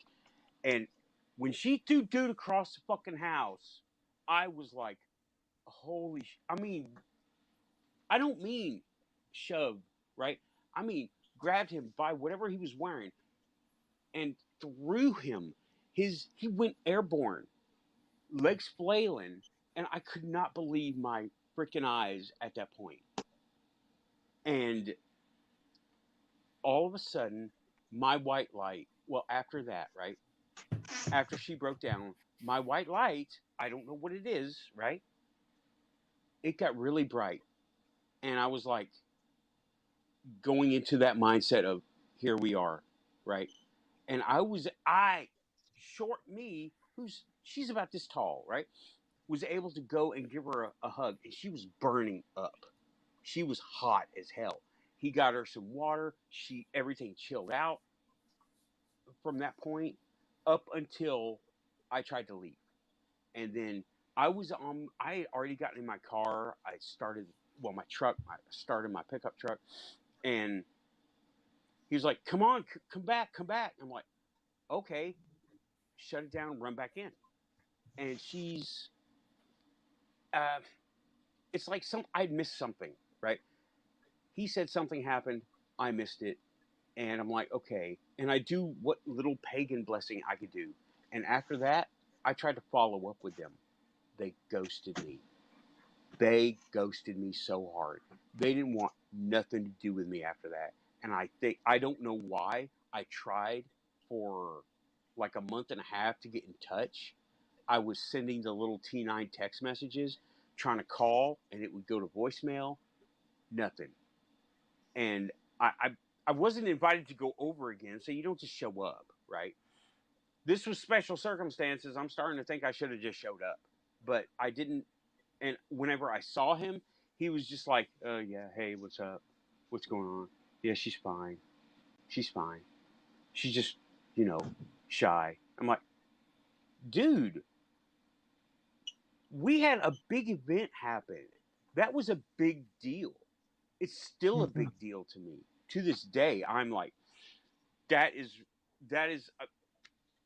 when you see someone with the body of a 13-year-old throw somebody, full-grown guy, across a room, it sticks with you, okay? And I could not. I just recently was able to make sense of it, because I was like, no, that couldn't happen. No, I made it up. I'm just wanting attention and all this insecurity bullshit. Nope, none of that's right. It happened, and there was something going on with her. Probably still is, if they're still alive. I don't know. I got deployed. He got Probably deployed. something going on with him too. Yeah, he was into shamanism, so I don't. And he said he had tried to do something, and it didn't work. He tried to bind the thing into some stones, but he should have buried the stones. That's what he said. Now I don't know how versed he was. I never got to know him. I saw him like 2 days, and then it was after that. It was like they didn't want to know me anymore. And I was like, okay, well, whatever, man. Sure. But yeah, that was one of those, I will never forget it. And the more I get into this mystical side of the quantum, the more I understand what was going on. It was real, because just seeing him being thrown across a room, I'm talking like 8 feet away, right? And in the air, like airborne, with his legs flailing below him, like, you know how you jump off a trampoline and you kind of get out of control and you start going, ah? That's what he was doing. I don't even know if that's a good analogy. I've never had that happen. I've seen it online, but okay. I'm just wondering if whatever it was just didn't go into him. It might instead have. of, left her, went for him. It might have, but because I mean, if you think about it, why would you, if you were a entity, why would you want to possess a tiny little 13-year-old body when you could go after the 6-foot body and have more power? He was warded. He had a lot of protection, personal protection going on. He had the crystal. He had the stuff, and he was more. Those kinds of things go after people who are insecure, and it's not a physical attribute thing; it's a mental attribute thing. And he wasn't so insecure as to be a good victim. You know what I'm talking about? You know how people I have hear the what you're victim saying, mentality? but I mean, logically, yeah, I'd go after the larger body. Logically, I agree, but that's not what was happening in there, right? That I was aware of. I mean, I only saw him one day, and it was just holy sh. I am still freaked out about that, but I'm coming to understand it a little more each time. So that's the story of the haunted girl, the possessed girl. I never thought it would ever be real, but there it was. It was just some Emily Rose bullshit, right? Well, And I mean, you know the guy's name, right? I can't remember. I can't. Oh, My memory is so bad. I tried to look him up, and after they ghosted me, I just walked away. And this was 20-something years ago, so okay. I can't remember now. I wish I was Yeah. in the army. This is early in the army. I had been in for like 2.5 years at that point. Or maybe 2 years, but whatever. That's the account. It was the only thing that tripped me out the most since then has been the cemetery in September. Yeah, I've run into one person who was like that myself quite a long time ago, and yeah, it's pretty weird. It's I mean, because it's real easy to assume that it's like you said, schizophrenia or something like that. Actually, two people now that I think about it, maybe even three, because I always usually attribute that stuff to schizophrenia, or at least I did up until about a decade ago. And the more I think about it, with what's going on nowadays, the more I question, what that was. Mm-hmm. Yeah. Yeah. Well, you had your awakening. You wouldn't be here if you didn't. You'd be Yeah. like, "This show is bullshit. When is he gonna sell his book?" So you've had your Yeah. awakening. When are you writing your book? When are you writing your book? What book? I might do a Final Faction comic book and pirate it out. That's the Good only book answer. I'm going to be writing.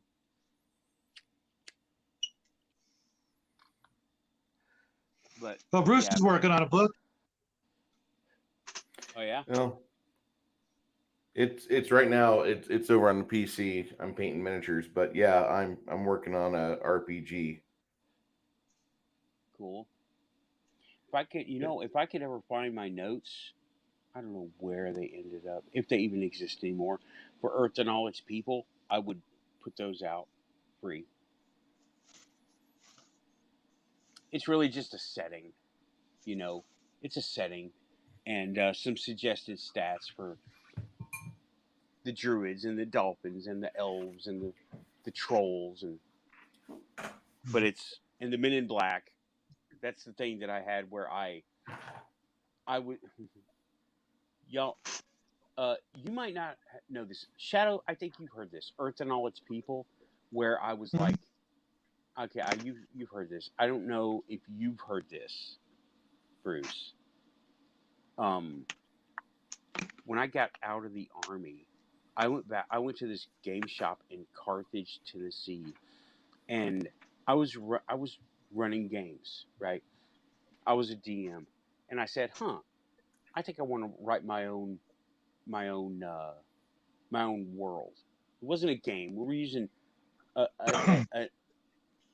second edition D&D, right? Mm-hmm. It's a good edition. Yeah, Well, as an Hey, edition. well, whatever. Third edition had just come out, and there was this big dispute over. Well, second edition is stupid. You're stupid for using it. But I was like, whatever. This works. And but that's second edition, right? Mm-hmm. And I made the Shangri-La spaceport in Antarctica. I didn't know much about Antarctica at the time, and it was run by. I ripped it. I thought I was ripping it totally away from Men in Black. It was run by the Men in Black and the Mara aliens.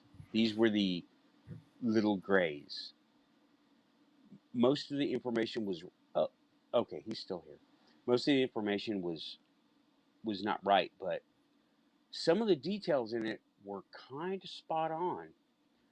I didn't know about Admiral Byrd at the time, and what it was yeah. I just saw mule. Do we have anybody here still? We got somebody. Somebody's here. But We got 6 people in the chat. yeah, 4 eyes on. I see. But I had spaceport in Antarctica. That really wasn't a thing anywhere else. I had little gray aliens, Men in Black, elves, which were they were Earth spirits, but they were in human form, and they were living among us, just in like communes and shit. And so hippies. Hippies, yeah, they were hippies, but they were so far away from us. They were more like Mennonites, but they had technology that they had ancient race technology. They had Atlantean stuff, right? Old Atlantean stuff. I didn't even realize it at the time. They were using old school methods, but it was so high tech we couldn't see it for more than wooden mallets and hemp string, right? Humans, we had what we had. It was a present day campaign, and I was like, "Oh my god, all this shit is real."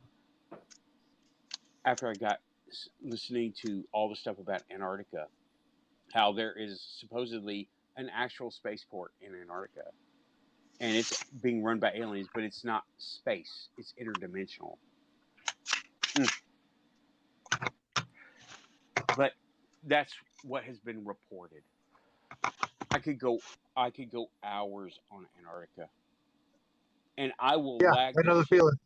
Yeah, I will lag the shit out of my computer, bringing up all the articles about Antarctica because it's one of the biggest mysteries out there right now. Mm-hmm. One of the biggest mysteries that we have as a species, an actual working understanding of, because Antarctica is off limits. You can't just fly to Antarctica. You can't just take a trip. Hey, Travis, welcome to the chat. You're coming in kind of after the Quantum show, but great to have you.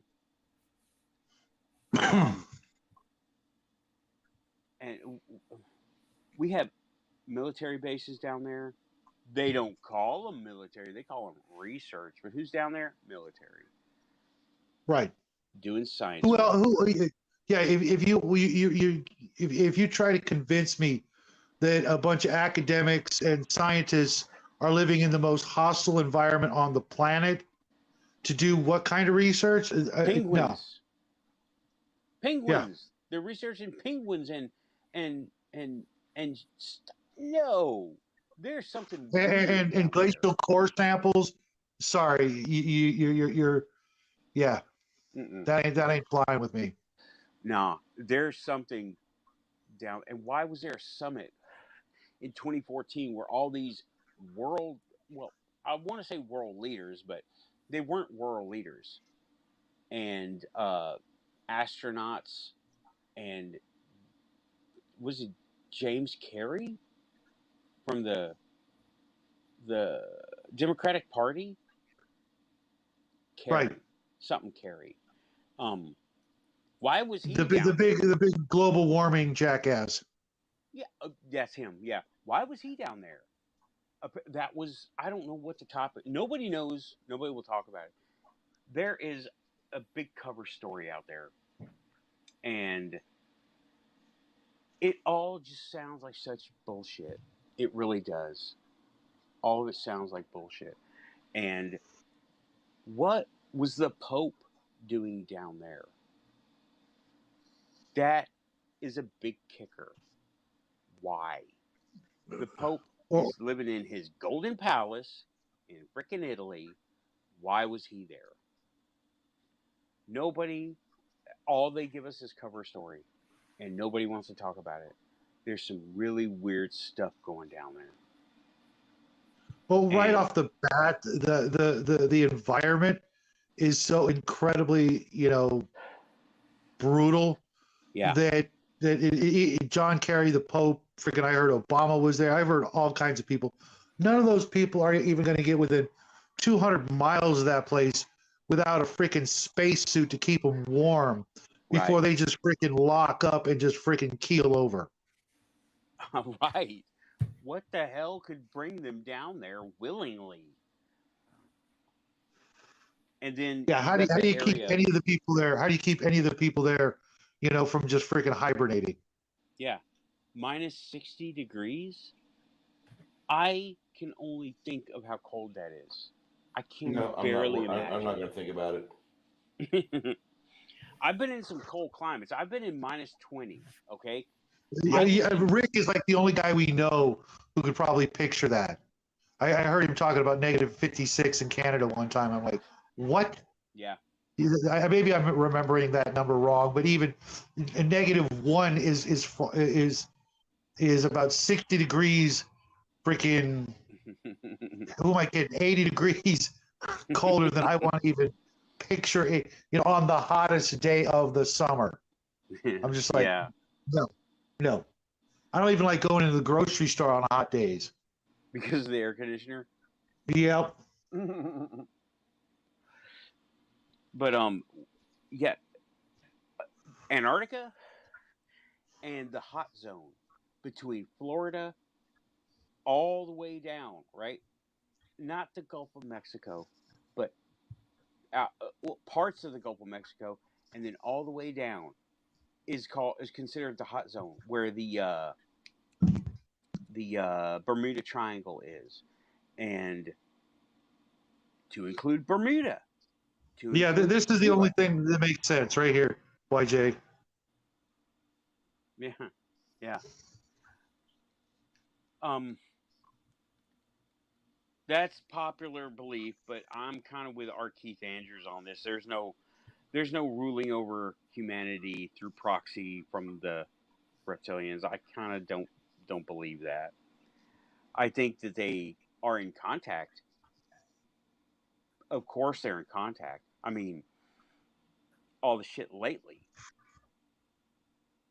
So I am waiting for another UFO to fly over Nashville Airport. We had one sighting since I worked there. It was about 1.5 years ago. My coworker went to smoke a cigarette. She didn't know where the smoking area was, so she just got in her car and drove down to this empty street where the building had been knocked down or abandoned. And we have something called the observation platform where people can go and watch the planes take off and land. And, it's a great place to take the kids when you have absolutely nothing else to do. You can see the planes really close, gears going up and down. It's cool if you like airplanes.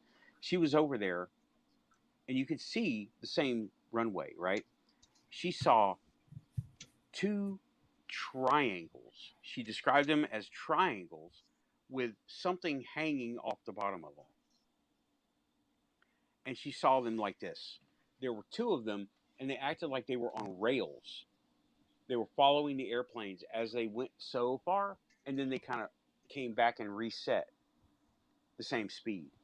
She saw it happen 2 or 3 times before they just darted over to her left, over to the left of it, over my work. Nobody saw anything. She was the only one who saw it. And then after they left, she saw 2 cars pull in. She spooked easily. So she got scared and left. And that was the end of that sighting. But it's been the only sighting at the airport that I can recall in recent city history.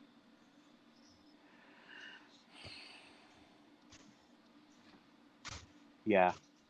I can tell you, it takes after looking at how these airplanes are built. Okay, YJ's saying, and Yeah, Raven. Yeah, they found something. I need to look up the spaceship under the ice and in Antarctica. I need to look that up. But yeah, after knowing how these things are put together, those nose cones are damn near bulletproof.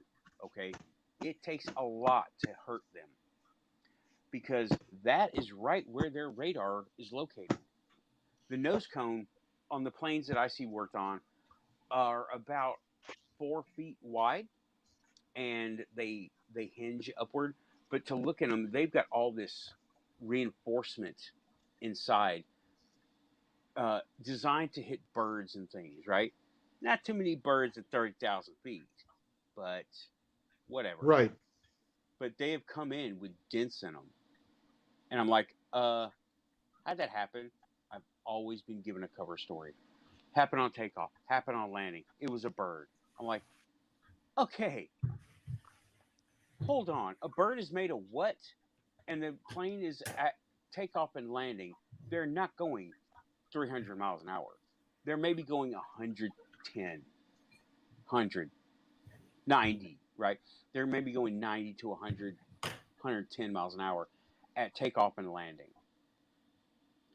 And then once they get up above where birds would be, that's when they really start, increasing throttle. This is what I've heard. Okay, you pick up stuff when you work in the same shop as these guys, and giant dented nose cones. How? No one will answer me, and they answer me with a bullshit story. But yeah, that was the one UFO sighting. And talking about my work, it's aircraft maintenance, right? I can't say where they watch me. They watch me make sure I'm behaving online. But it's aircraft maintenance. There's this one guy I work with. He helped design and build the F-117 stealth fighter. I asked him, and he was telling me stories how he had just gotten the orders, and he was like, he was going to his officers saying, "Sir, I'm not going to be working on UFOs, right?" He goes, "No, no UFOs," and he did not get sent to Area 51. I asked him specifically. He says, and now this guy is not given to flights of fancy, right? He is a very down to earth, nuts and bolts, 1+1=2 type person, right? He doesn't even have any crazy stories from his youth, but he was telling me how it was just a really expensive, and they were strict. There were not armed guards, right? There were no armed guards where he was. Bob Lazar talked about blinders put on and you were hassled and all this stuff. This was not the case, right? He was working on this stuff, and certain procedures had to, the craziest thing he reported to me was one time one of the people was he lost his footing or something, and he scratched the surface of one of the panels that were going to be put on one of the planes, and they stopped work and had everybody take drug tests. That's the craziest thing ever that he reported to me. And I'm like, well, what about? Yeah, well, the stuff was like a $30,000 scratch in the paint, So Okay. it was really strict environment. And I said, well, what about Area 51? He goes, oh, I don't know. I never worked at Area 51. It was down the road from me. I'm like, oh, I'm thinking, yeah, of course it's existed. Of course it's existed all this time. And Right. I've asked him about, now this was in the second Gulf War, the F-117. That's when it was deployed. So I asked him, he goes, oh no, I don't know anything about Bob Lazar. We didn't have armed guards, but I would park in the parking area and they would drive me 20 minutes to go to work. I'm like, that's a long drive. You didn't just drive to work? No, you weren't allowed to drive to work. and there were a bunch of ID checks, and there was a lot of ID verification and a big background check. Not like my little top secret check, right? They just looked at my public records that they could mail away for. He did the big background check. People actually call and show up at people's where they worked and stuff. But yeah, there's quite a few people up there that were like my buddy with the Tesla. He was secret. Now he worked on a flight line, so everybody had to have secret clearance. And me and Area 51, me and F-117 dude, we make jokes to him. I'm like, hey, Rocky has I say like, dude has a bigger secret clearance than we both do. He's just not telling us. And we just mess with each other about it because I had top secret, and they didn't do anything with me that I had access to anything. I had some access to some Nazi stuff. Huh? Yeah, not that I know of. Right. There was some interesting situations I was into. I saw some Nazi stuff in secure areas in Germany, but it was old. It was just like, don't go there. You're not clear to go there. You're clear to be here by the desk. You're not clear to go there. I'm like, okay. That was it. That was the end of my top secret shit, right? Not very fun. But I was hoping, but something I did do. Well, y'all have heard, I've talked about the Men in Black before, so whatever. Y'all, you know what?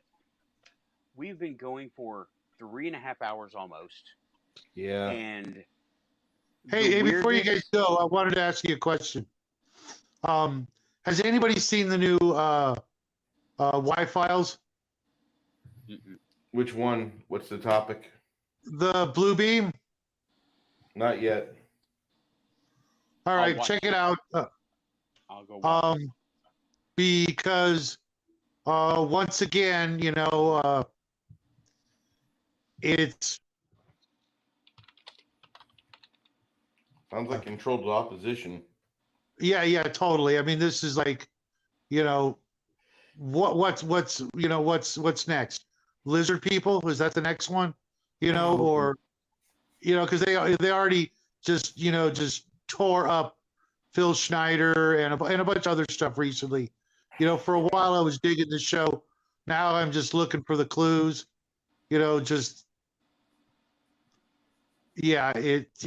got to start checking that out because it's not helping any of this. I see two shows. One is 28 minutes and one is 3.5 hours. They're all both talking about Project Blue. Yeah. The first one, the one after is like the after party, where he talks live to people, in the chat. But if you can't see the chat, you don't know what, what I mean? What's the point after the fact? All right, I'll look at that one right after we get off of here. But okay. It's about time I look at these things. I haven't looked at the White Files because you said that they were debunkers. Sorry? What was that, Bruce? I need to get going even if you don't. I'm starting to fade. So I mean it's like 2:30 and appreciate the time we had on here. No problem, Bruce. Come on back any old time. Thanks for coming on, man. Appreciate it. Hey, anytime you want to talk about weird paranormal stuff, I'll jump in, especially if I have a foot in a dog in the fight, Yeah. Yeah, absolutely. That's Oh, there it is. Well, I wanted to have you on the show. Yeah. Take care, Bruce. Have a good Sunday. Have a great Sunday, I'll guys. see you. I'll see you in the next couple of days. Yeah. See you then. Okay. Keep it quantum, Bruce. If you're here, you're quantum. Quantum. Have a good one, man. Okay. I am going to go ahead and end the broadcast. I'm actually starting to get tired, but I got to stay up. I got to get back on schedule. So, dude, this has been a lot of fun. Good night, YJ. Oh, love, be love. I didn't see you come in. I'm sorry.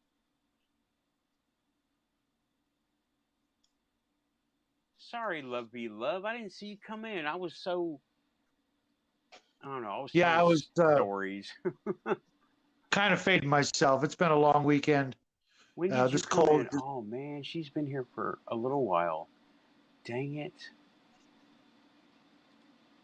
Ah, I'm so sorry, Lovey Love. But thanks for coming by and checking out the show.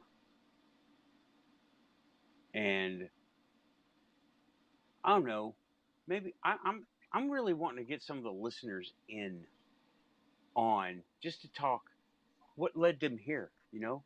What brought them here? I like having people in the chat come on the show.